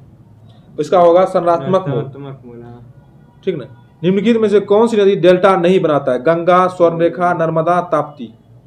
कौन सी नदी डेल्टा नहीं बनाती है? नर्मदा और ताप्ती दोनों डेल्टा नहीं बनाती। ये एस्चुरी का निर्माण करती है। अधोलिखित में से कौन सी नदी विभ्रंश घाटी में प्रवाहित होती है? विभ्रंश घाटी में कौन सी नदी प्रवाहित होती है? ताप्ती। ताप्ती नदी। जैसे अधोलिखित में कौन सी नदी विभ्रंश घाटी में प्रवाहित होती है? ऑप्शन दे रहे हैं। कावेरी, यमुना, सोन, ताप्ती, रिहंद। ताप्ती हो जाएगा। ताप्ती हो जाएगा। निम्नलिखित में से कौन सी नदी भ्रंश घाटी से होकर प्रवाहित होती है? भ्रंश से कहती ताप्ती। तापी, कृष्णा, महानदी, गोदावरी। तापी हो जाएगा। तापी। बताइए निम्नलिखित में से कौन सा जनपद नर्मदा बेसिन का भाग है? ऑप्शन दे रहे हैं।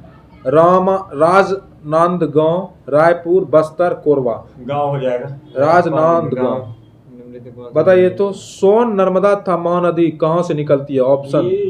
सोन नदी नर्मदा ये अमरकंटक से निकलती है। सोन, नर्मदा तथा महानदी। देखिए सोन, नर्मदा तथा महानदी निकलती है कहाँ से? 44वां बीपीएससी में ये पूछा हुआ क्वेश्चन है 2000 में। और देखिए सोन नदी और नर्मदा नदी का उद्गम स्थल अमरकंटक की पहाड़ी है, और जबकि महानदी का उद्गम सिहाव पहाड़ी है। नहीं हाँ, महानदी का उद्गम सिहाव पहाड़ी है, ठीक ना। महानदी का, हाँ, सिहावा पहाड़ी। सोन नदी, नर्मदा नदी और महानदी तीनों का उद्गम अमरकंटक पठार से होता है।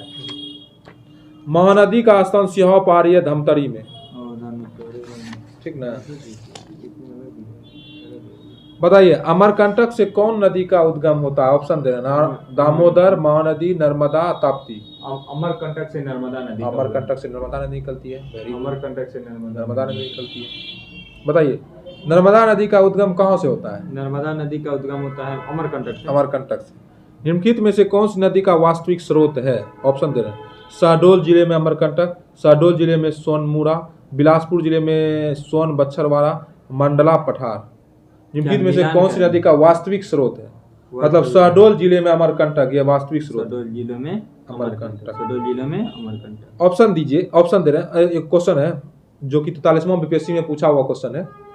पश्चिम की ओर प्रवाहित होने वाली नदियां हैं, ऑप्शन दे रहे हैं। नर्मदा, ताप्ती और राप्ती। बताइए। राप्ती नहीं होगा, नर्मदा और ताप्ती होगा।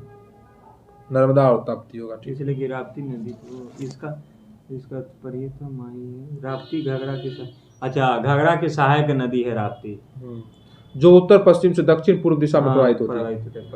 निम्नलिखित में से कौन सी नदी पश्चिम की ओर बहती है? ऑप्शन दे रहे हैं। गंगा, नर्मदा, गोदावरी, यमुना।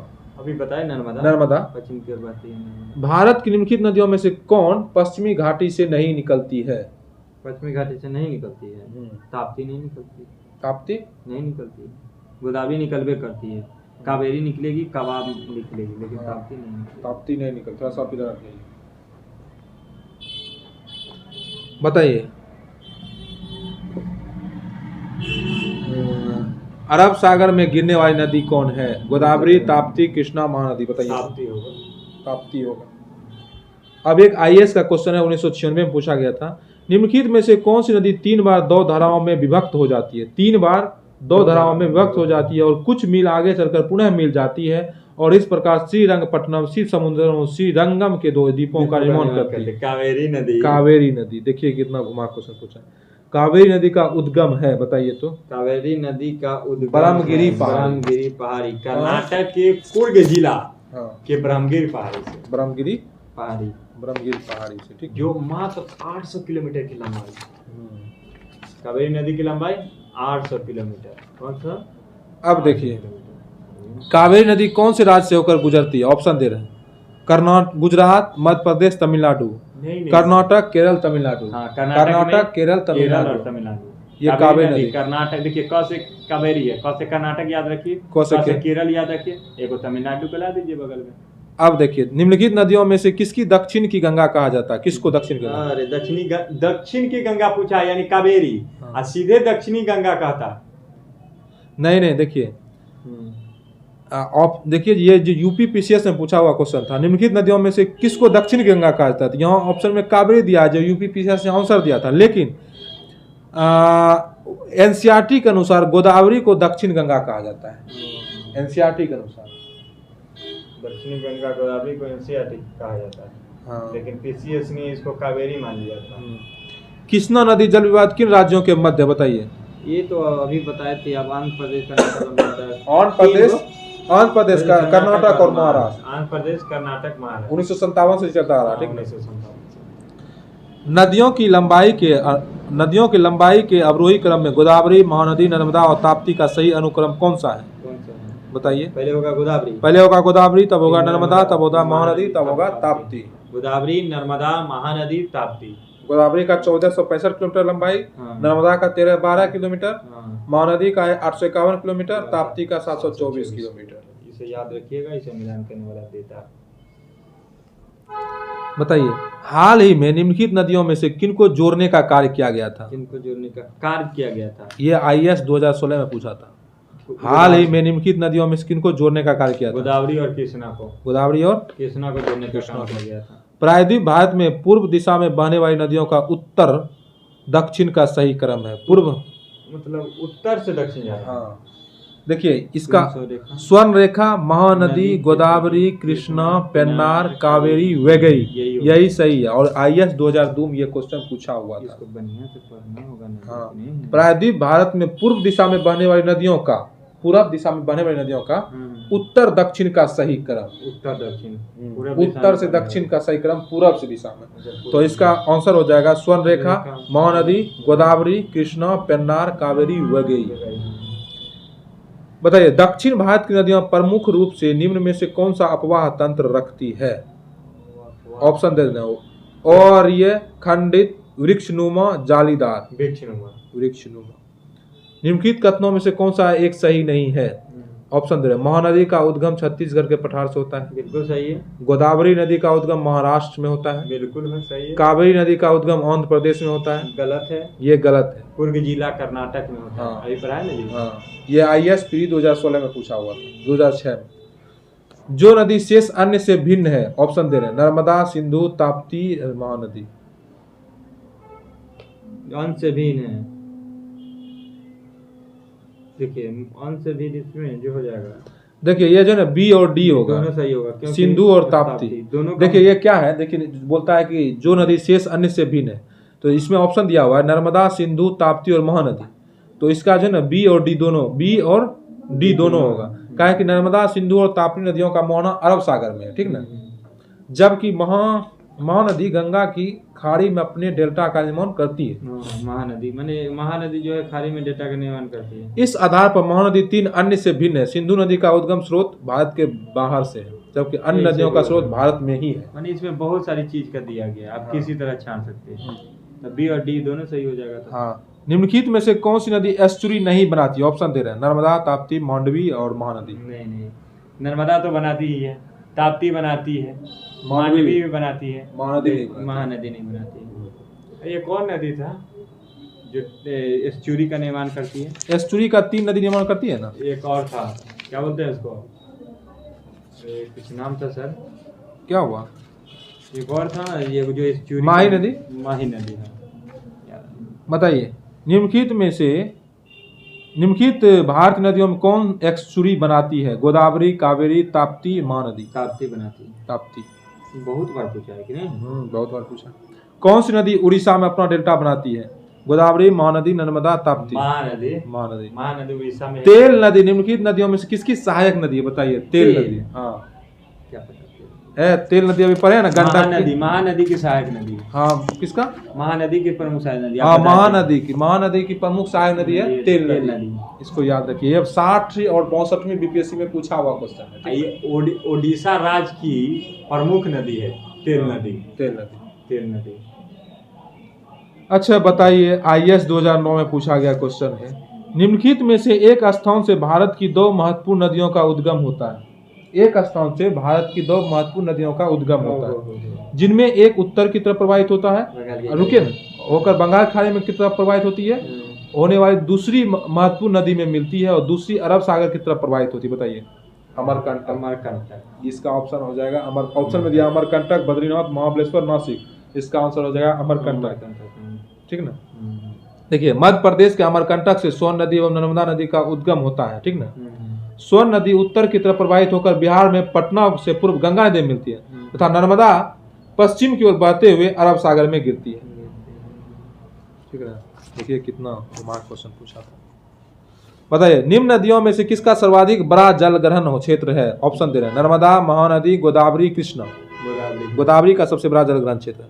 भारत का दूसरा बड़ा नदी बेसिन है? Mahanadi basin, Narmada basin, Godavari basin, Kaveri basin. Godavari basin. हाँ, गोदावरी बेसिन। गोदावरी बेसिन का थोड़ा। प्रायद्वीप भारत में सबसे लंबी नदी कौन सी है? कृष्णा, नर्मदा, गोदावरी, महानदी। प्रायद्वीपीय भारत की सबसे लंबी नदी गोदावरी हो जाएगी। 1462। ठीक है चलो। और नर्मदा का 1312 और कृष्णा का 1400। प्रायद्वीप भारत की नदियों में कौन सी सबसे लंबी नदी है? सबसे लंबी नदी गोदावरी। भारत की सबसे लंबी प्रायद्वीप नदी गोदावरी।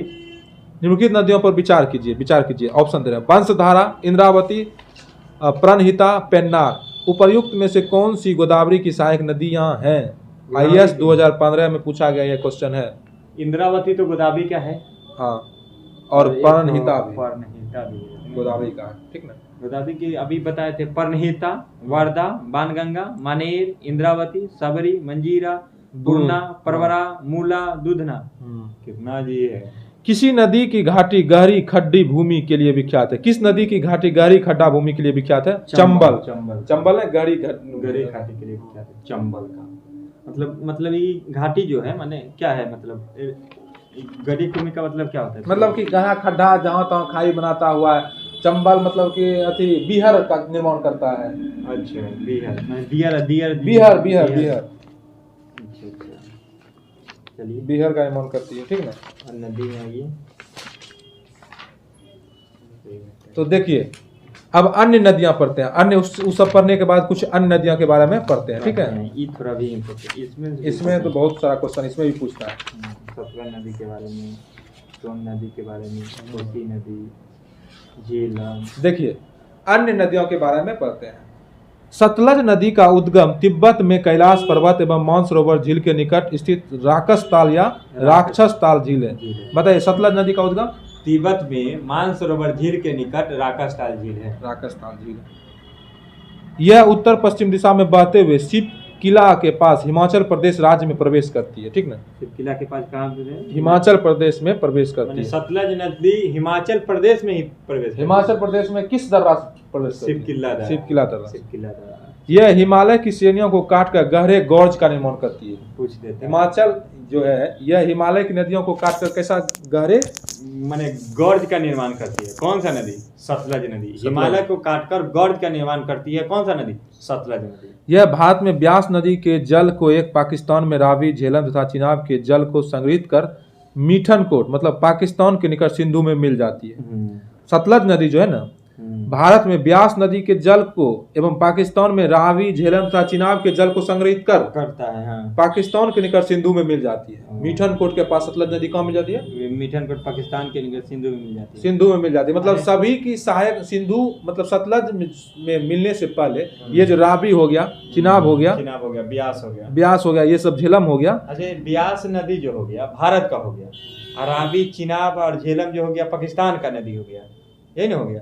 ये दोनों नदी मिलकर एक क्या यहाँ पे ये जो पठानकोट मतलब मीठनकोट में पाकिस्तान से जाकर सतलज जो है ना सिंधु में मिल जाती है। सिंधु में मिल जाती है। हाँ। सोन नदी की बारे में पता। ठीक है। इसकी लंबाई सिंधु का बता दीजिए। सिंधु की इसकी लंबाई जो है ना सिंधु में मिल जाती है। सतलज की लंबाई 1500 किलोमीटर है। सतलज का या सिंधु? सतलज का। हाँ, सतलज नदी की लंबाई कितना है? 1500 किलोमीटर। 1500। अब देखिए, सोन नदी की उत्पत्ति मध्य प्रदेश के सरहुल अनूपपुर जिले के अमरकंटक के पास से हुई है। नहीं सर, सरहुल जिले। हाँ, वही अनूपपुर जिले में अमरकंटक के पास। हाँ। सोन नदी मध्य प्रदेश में उद्गमित होकर उत्तर प्रदेश, झारखंड और बिहार से प्रभावित होते हुए पटना के समीप गंगा नदी में मिल जाती है। गंगा नदी। सोन नदी मध्य प्रदेश के अमरकंटक के पास निकलती है, ठीक ना। और सोन नदी मध्य प्रदेश में उद्गमित होकर उत्तर प्रदेश, झारखंड, बिहार में प्रवाहित होते हुए पटना के पास गंगा में मिल जाती है। अच्छा, पटने में मिलती है सोन नदी। हाँ। सोन की प्रमुख सहायक नदी और रिहांद हुआ, उत्तरी कोयल हुआ। सोन की प्रमुख सहायक नदी कौन कौन है? रिहांद, उत्तरी कोयल। सोन की प्रमुख सहायक नदी रिहांद और उत्तरी कोयल। रिहांद और उत्तरी कोयल। उत्तरी कोयल है। कोसी नदी का उद्गम नेपाल एवं तिब्बत क्षेत्र में 3 धाराओं सून कोसी, अरुण कोसी एवं तमोर कोसी के संगम से होती है। कोसी की लंबाई 720 किलोमीटर, कुर्सेला कटिहार के समीप यह गंगा में मिल जाती है। कोसी नदी की 7 धाराएं हैं, ठीक ना, जिसे सून, अरुण एवं तमोर कोसी प्रमुख है। कोसी नदी कितनी धाराएं हैं? 7 धाराएं हैं। इसमें प्रमुख है सून, अरुण तथा तमोर कोसी प्रमुख है। इसमें अरुणा से लिखा है। यह नदी अपना मार्ग परिवर्तित करने तथा आकस्मिक ढाल लेने के लिए प्रसिद्ध है, इसलिए इसे बिहार का शोक कहते हैं। दामोदर नदी का उद्गम कहाँ बताइए? छोटा नागपुर पठार। छोटा नागपुर का पठार से होता है। यह नदी भ्रंश घाटी से होकर बहती है। दामोदर नदी किस घाटी से होकर बहती है? भ्रंश घाटी से भ्रंश घाटी से होकर दामोदर नदी बहती है। इसकी सहायक नदियां बराकर नदियां एवं बराक आदि है। दामोदर नदी अंत में रूपनारायण नदी के जल की संग्रह करती हुई कोलकाता के 55 किलोमीटर दक्षिण में हुगली में मिल जाती है। दामोदर नदी दामोदर की नदी की कुल लंबाई 592 किलोमीटर है। 592 किलोमीटर। एडन नहर, अब देखिए एडन नहर, पहले उधर और बताइए ना जी, कोलकाता के क्या बने 55 किलोमीटर। एडन नहर जो है ना वर्ष 1938 में दामोदर नदी से निकाली गई थी। एडन नहर कब किस नदी से निकाली गई है? दामोदर नदी से। दामोदर नदी से कब?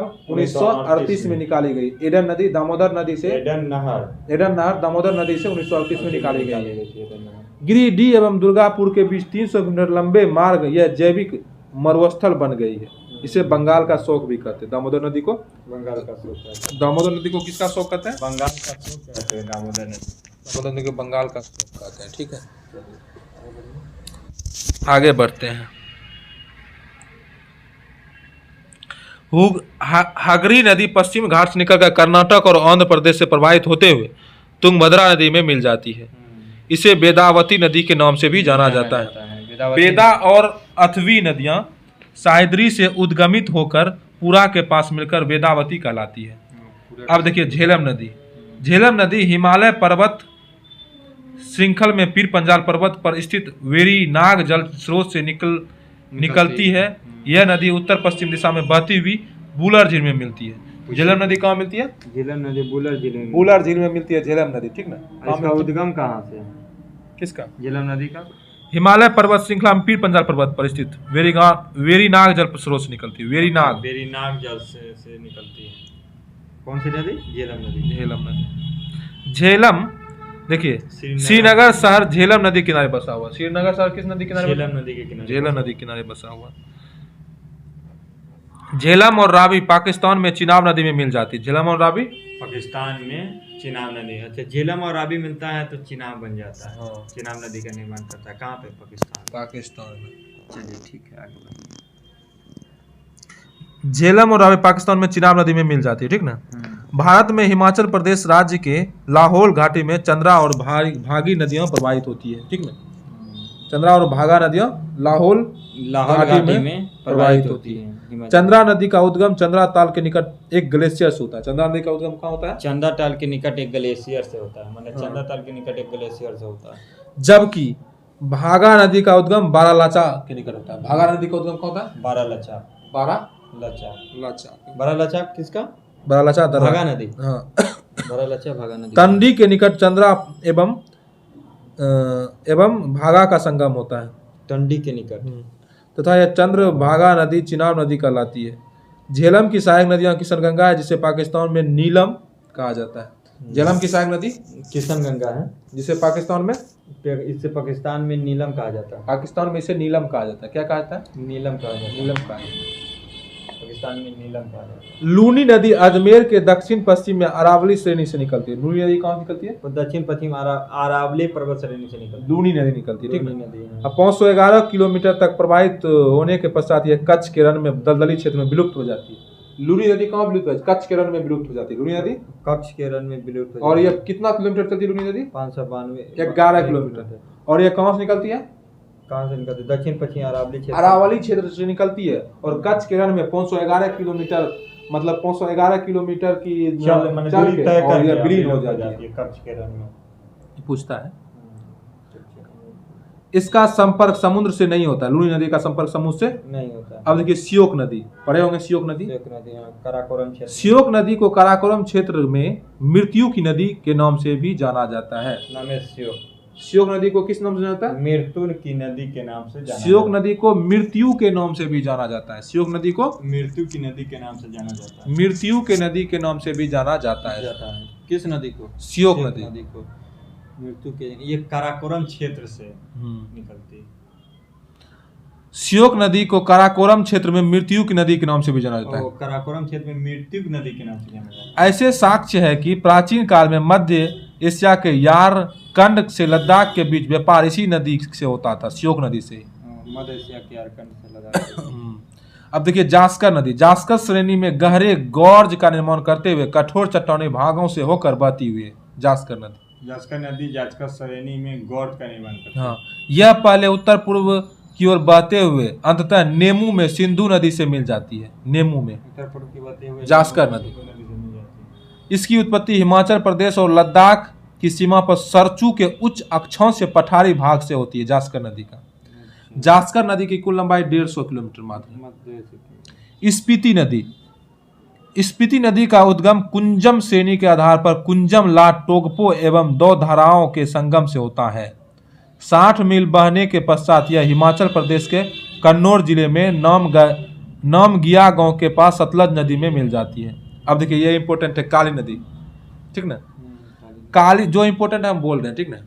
काली नदी पश्चिमी घाट पर्वत क्षेत्र में स्थित कन्नड़ जिले के डिग्मी गांव से उद्गमित होकर चाप के आकार में पश्चिम की ओर होकर प्रवाहित होकर अरब सागर में मिल जाती है। काली नदी कहाँ मिलती है, कहाँ गिरती है बताइए?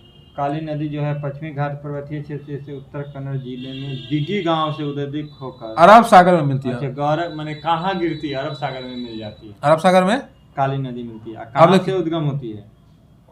डिग्मी गांव से। हाँ, पश्चिमी घाट पर्वत क्षेत्र से उत्तर कन्नड़। बताइए संकोश नदी उत्तरी भूटान से उद्गमित होकर असम और पश्चिम बंगाल के बीच सीमा बनाती हुई असम बंगाल सीमा के निकट ब्रह्मपुत्र नदी में मिल जाती है। कौन? संकोश नदी। संकोश नदी का उद्गम कहाँ से होता है? भूटान से होता है, उत्तरी भूटान। और असम बंगाल सीमा के निकट ब्रह्मपुत्र नदी में मिल जाती है। कौन नदी? संकोश नदी। हाँ। माही नदी मध्य प्रदेश से उद्गमित होकर खांडू के निकट राजस्थान के बांसवाड़ा जिले में प्रवेश करती है। कौन नदी? माही नदी। यह नदी नरबाली तक बहने के पश्चात दक्षिण पश्चिम दिशा की ओर गुजरात से प्रवाहित होती हुई खंभात की खाड़ी में गिरती है। कौन नदी? माही नदी खंभात की खाड़ी में गिर जाती है।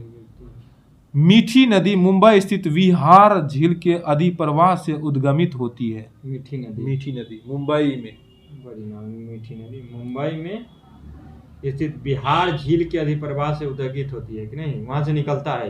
हाँ, मीठी नदी मुंबई स्थित बिहार झील के निकल। आगे बढ़िए और देखिए 2 किलोमीटर के प्रवाह के बाद इसमें पोंगई झील का पानी भी अधिप्रवाह के चलते मिल जाते हैं और यह 18 किलोमीटर की दूरी तय कर माहिम खाड़ी के पास अरब सागर में मिल जाती है। तेल नदी महानदी की एक प्रमुख सहायक नदी है। तेल नदी, हाँ, पढ़े थे ना। अब देखिए कपिली नदी ब्रह्मपुत्र नदी की सहायक नदी है। कामरूप नगर इसी नदी पर अवस्थित है। कामरूप नगर कपिली नदी पर अवस्थित है। कपिली नदी किसकी सहायक नदियां हैं? ब्रह्मपुत्र की सहायक नदियां हैं कपिली नदी, ठीक ना, समझे? इसका उद्गम पढ़ा दीजिए। अच्छा, देखिए सिंधु का उद्गम स्थल बताइए। तिब्बत मानसरोवर झील। और कहाँ जाके गिरती है? बहुत अच्छा। सिंधु की उद्गम बताइए। तिब्बत मानसरोवर झील के और कहाँ गिरती है? अरब सागर में मिल जाती है। और झेलम हो गया बेरीनाग जम्मू कश्मीर में और चिनाब नदी में मिल जाती है। बताइए तो झेलम कहाँ से निकलती है? बेरीनाग झील से निकलती है। और जम्मू कश्मीर में निकलती है। बेरीनाग झील जम्मू कश्मीर से निकलती है। और चिनाब नदी पाकिस्तान में जाकर मिल जाती है। अब देखिए चिनाब नदी बरालाचा दर्रा से निकलती है। बरालाचा दर्रा के निकट हिमाचल प्रदेश से निकलती है और सतलज नदी में पाकिस्तान में जाके मिल जाती है। सतलज नदी में मिल जाती है, ठीक ना। सतलज नदी में मिल जाती है। कौन नदी? चिनाब नदी। चिनाब नदी, सॉरी। अब देखिए रावी नदी कहाँ से निकलती है? रोहतांग दर्रा के निकट हिमाचल प्रदेश से निकलती है। और चिनाब नदी पाकिस्तान में यह भी मिल जाती है। ठीक है। अब ब्यास नदी ब्यास कुंड या रोहतांग दर्रा से निकलती है। और सतलज नदी में जाके भारत में मिल जाती है। अच्छा, सतलज नदी भारतीय में ब्यास नदी रहती है। हाँ। अब सतलज देखिए, सतलज। राकस तिब्बत से निकलती है राकसताल माने राकसताल झील तिब्बत से निकलती है और सिंधु नदी में मिल जाती सिंधु है। नदी में। लूनी, लूनी जो है अरावली से निकलती है। और कच्छ की रण में विलीन हो जाती है। कच्छ की, हाँ। और माही माही जो है ये भी तो मध्य प्रदेश से निकलती है, खंबात की खाड़ी में गिर जाती है। खंबात की खाड़ी में गिर जाती है। अब देखिए कुछ नदियां हैं और उसकी सहायक नदियां जानते हैं। ठीक जी है। सर। सिंधु की सहायक नदी बोलिए। झेलम, चिनाब, चिनाब, रावी, रावी, ब्यास, ब्यास, सतलज, सतलज, जास्कर, जास्कर, श्योक, श्योक, नुब्रा, नुब्रा, गिलगित, गिरगिट, हुंजा, हुंजा, काबुल, काबुल। ये सब सिंधु की सहायक नदी है।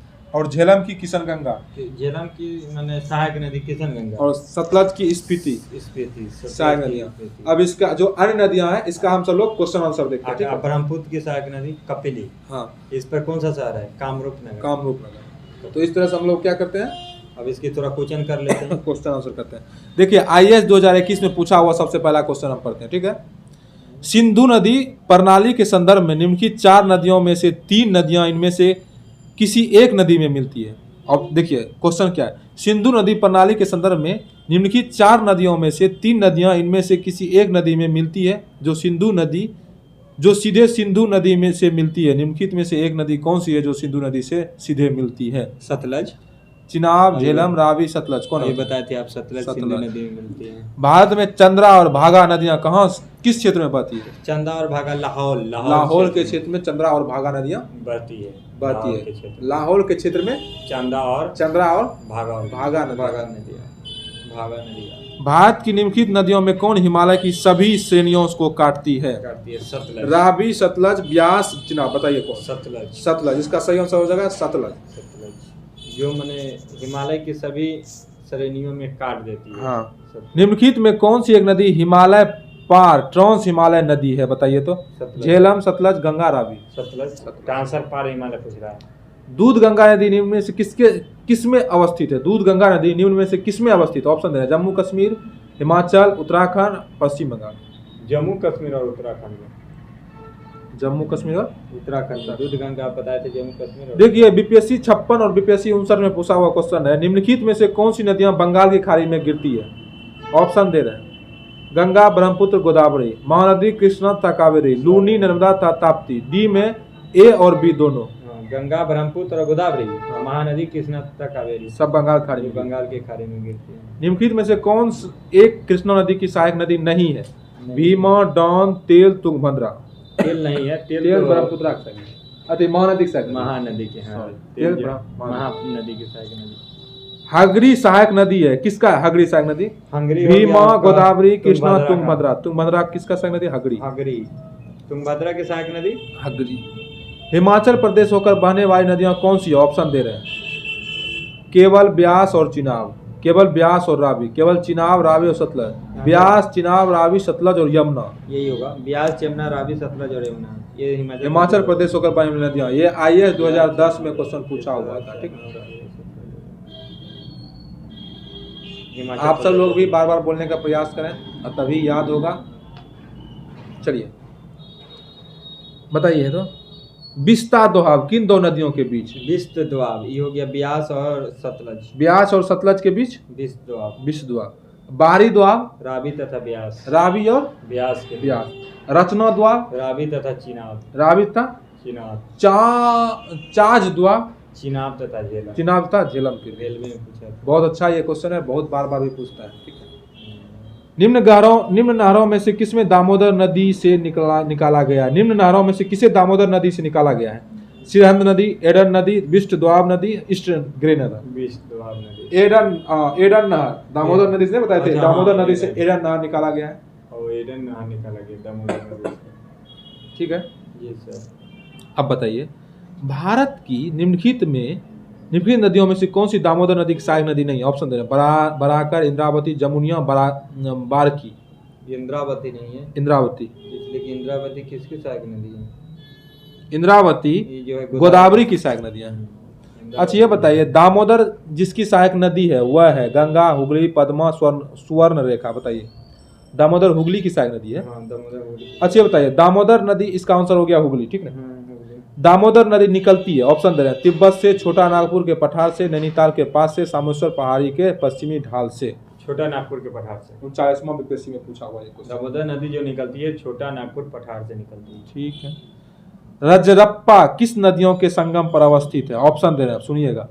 रजरप्पा किन नदियों के संगम पर अवस्थित है? ऑप्शन दे रहे हैं, दामोदर भेरा, दामोदर शेरभूखी, दामोदर बराकर, दामोदर कोनार। दामोदर भेरा। रजरप्पा जो है ना किस नदियों के संगम पर स्थित है? दामोदर और भेरा के संगम पर स्थित है रजरप्पा। रजरप्पा, दामोदर भेरा।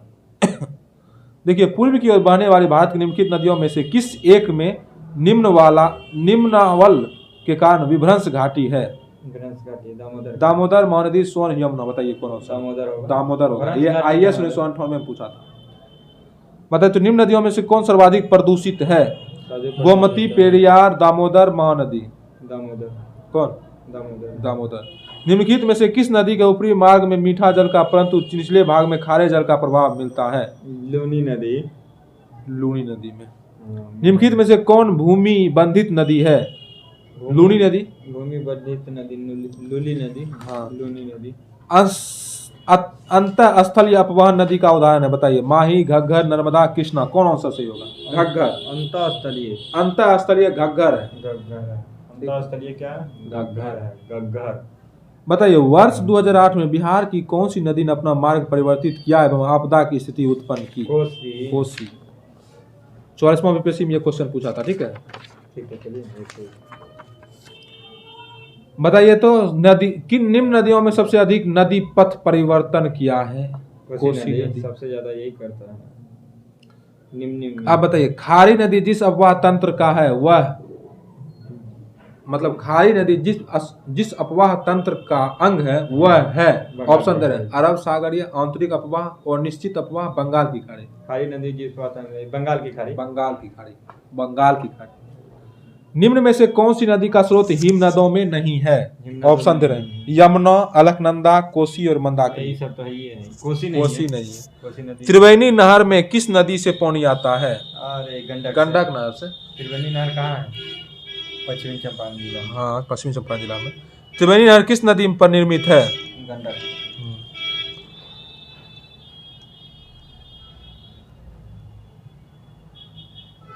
ठीक है। बताइए, उत्तर प्रदेश एवं मध्य प्रदेश राज्यों में संयुक्त राजघाटी नदी, मतलब उत्तर प्रदेश एवं मध्य प्रदेश राज्यों में संयुक्त राजघाट नदी घाटी परियोजना लागू की गई है। ऑप्शन दे रहे हैं, केन नदी पर, सोन नदी पर, चंबल नदी पर, बेतवा नदी पर। बेतवा नदी पर उत्तर प्रदेश एवं मध्य प्रदेश राज्यों में संयुक्त राजघाटी का परियोजना लागू किया गया है। बेतवा नदी। निम्नलिखित बांधों में कौन सा बेतवा नदी पर बनाया गया है? Lavkush barrage, Rihand barrage, Sharda barrage, Rajghat barrage. Rajghat बांध जो है ना, बेतवा नदी पर बनाया गया, ठीक है। अब देखिए, भारत की किस नदी पर विश्व की सबसे ऊंचा पुल बनाया गया है? चिनाब नदी पर। ये हमने पूछ दिया था BRSSC में। हाँ, अच्छा था। हाँ, मारे चिनाबे मारे थे। भारत की किस नदी पर विश्व का सबसे ऊंचा पुल बनाया गया है? चिनाब नदी पर। कहाँ दिया जी? कुछ दे दिया है। महात्मा गांधी सेतु स्थित है कहाँ है? बताइए। महात्मा गांधी सेतु अपना पटना में। यूपी PCS में पूछा था, पटना में, बिहार में। निम्नलिखित में से किस नदी का उद्गम स्थल भारत में नहीं है? ऑप्शन दे रहे हैं, ब्यास, चिनाब, रावी, सतलज। सतलज का तिब्बत में मानसरोवर झील के निकट। कपिली जिसकी सहायक नदी है वह है? कपिली बताइए तो किसकी सहायक नदी है? कपिली इसका हो गया ब्रह्मपुत्र की। ब्रह्मपुत्र की सहायक नदी है। अच्छा, गंगा की सहायक नदी बताइए, एक गंगा की सहायक नदी बताइए। सोन, रामगंगा, वेनगंगा। रामगंगा हो गया, गोदावरी, क्या बोलते हैं, घाघरा हो गया। मतलब गंगा की सहायक नदी सोन हुआ, सिंधु हुआ। ऑप्शन के अनुसार ना, मतलब ऐसे हम एक उदाहरण आपसे पूछे। अच्छा, हाँ। मतलब गोदावरी का एक बताइए सहायक नदी। मंजीरा। कृष्णा का बोलिए, भीमा। कृष्णा का। यमुना का बोलिए, केन। हाँ, केन, पेनगंगा, वेनगंगा। अब देखिए, ये सब तो है। निम्नलिखित नदियों में कौन अध्यारोपित नदी का उदाहरण है? अलकनंदा, कोसी, चंबल, गोदावरी। बताइए। निम्नलिखित नदियों में कौन अध्यारोपित नदी का उदाहरण है? अलकनंदा, कोसी, चंबल, गोदावरी। बताइए कौन है? चंबल होगा, चंबल। इसका आंसर होगा चंबल। आप सब भी लिखिए, कमेंट में भी कीजिए। निम्नलिखित में कौन सा अध्यारोपित? संकोश नदी किसकी सीमा बनाती है? संकोश नदी किसकी सीमा? असम और पश्चिम बंगाल के असम और पश्चिम बंगाल के बीच संकोश नदी क्या करती है? सीमा बनाती है। सीमा बनाती है, ठीक है। संकोश नदी असम और पश्चिम बंगाल। संकोश नदी असम और पश्चिम बंगाल। निम्नलिखित में से कौन सी नदी मध्य प्रदेश से निकलती है और खंभात की खाड़ी में गिरती है? ऑप्शन दे रहे हैं, पार्वती नदी, लूनी नदी, महानदी, अच्छा माही नदी, जवाई नदी। बताइए तो। माही नदी। माही नदी जो ना, क्वेश्चन है निम्नलिखित में से कौन सी नदी मध्य प्रदेश से निकलती है और खंभात की खाड़ी में गिरती है? तो माही नदी मध्य प्रदेश से निकलती है और खंभात की खाड़ी में गिरती है। किशन गंगा एक सहायक नदी है। किशन गंगा किसकी सहायक नदी है? झेलम की। झेलम की। किशन गंगा झेलम की सहायक। एक देखिए और क्वेश्चन पूछ रहे हैं, मुंबई की मीठी नदी निम्नलिखित में से किस झील से निकलती है? बिहार झील से। आप बताए थे बिहार झील से। इधर है क्वेश्चन। मुंबई की मीठी नदी बिहार झील से निकलती है। बिहार झील से निकलती है। ठीक है। ब्रह्मगिरी पहाड़ी का ये सब ब्रह्मगिरी पहाड़ी। अच्छा बताइए, कावेरी का उद्गम स्थल बताइए। कावेरी का ब्रह्मगिरी पहाड़ी। ब्रह्मगिरी पहाड़ी। झेलम का उद्गम स्थल बताइए। बेरीनाग झील। बेरीनाग। कृष्णा का कृष्णा का हो गया उद्गम स्थल महाबलेश्वर। और सूर्ण रेखा का छोटा नागपुर पठार। छोटा नागपुर पठार। देखिए निम्नलिखित ऑप्शन क्वेश्चन दे रहे हैं, निम्नलिखित नदियों में कौन सा अपने भ्रंश घाटी प्रवाह के लिए प्रसिद्ध है? ऑप्शन दे रहे हैं, चंबल, दामोदर, गंडक, रामगंगा। ये पीछे भी बताया दामोदर। दामोदर भ्रंश घाटी के लिए हाँ। पीछे आया था क्वेश्चन। हाँ। सूची 1 को सूची 2 से सुमेलित कीजिए तथा नीचे दिए गए कूट में से सही उत्तर दीजिए। जी सर। बताइए, सूची 1 में दिया हुआ है नदी, दूसरा दिया हुआ है सहायक नदी। सहायक नदी। बताइए तो। वर्धा किसकी सहायक नदी है? पेनगंगा। महानदी किसकी सहायक नदी है? शिवनाथ। और दामोदर दामोदर दामोदर की सहायक नदी? बराकर। और कावेरी की सहायक नदी? भवानी। भवानी। तो इस तरह से हम पूरा क्वेश्चन कर लिए पूरा इसका। कल जो हम लोग पढ़ेंगे नदियों के किनारे स्थित। अच्छा एक और क्वेश्चन बताइए तो, संकोसी नदी किसकी सीमा है? संकोसी नदी किसकी सीमा है? हाँ, ये असम और पश्चिम बंगाल का। असम और पश्चिम बंगाल का। इस तरह से हम पूरा ये जो नदी पूरा पढ़ लिए, पूरा जितना भी नदी तंत्र होता है, अन्य नदियाँ, बहुत सारी नदियाँ पढ़ लिए हम सब लोग, पूरा नदी पढ़ लिए। कल का जो टॉपिक होगा, नदियों के किनारे जो स्थित नगर होगा, उसके बाद झरना होगा, प्रपात, जलप्रपात होगा, झील होगा। तो इस तरह से हम आज पूरा नदी तंत्र पूरा पढ़ लिए। तो आप सब लोग भी इस वीडियो को ज़्यादा से ज़्यादा देखें, अब बहुत ही फ़ायदा होगा, हर एक एग्जाम में फ़ायदा होगा। और ज़्यादा से ज़्यादा शेयर करने का प्रयास करें ताकि हम सब लोग भी थोड़ा सा मोटिवेट हों और पूरा अच्छे तरीके से हम सब लोग डिस्कशन करें और हम सब लोग को थोड़ा सा प्रोत्साहित करें और आप सब लोग भी इसका फ़ायदा लें। तो आज 2022 का अंतिम दिन है। आप सब लोग को बहुत बहुत धन्यवाद और आने वाले समय के लिए हैप्पी न्यू ईयर। तो हम सब लोग मिलते हैं फिर से नेक्स्ट ईयर में 2023 में। चलिए तब तक के लिए धन्यवाद। जय हिंद।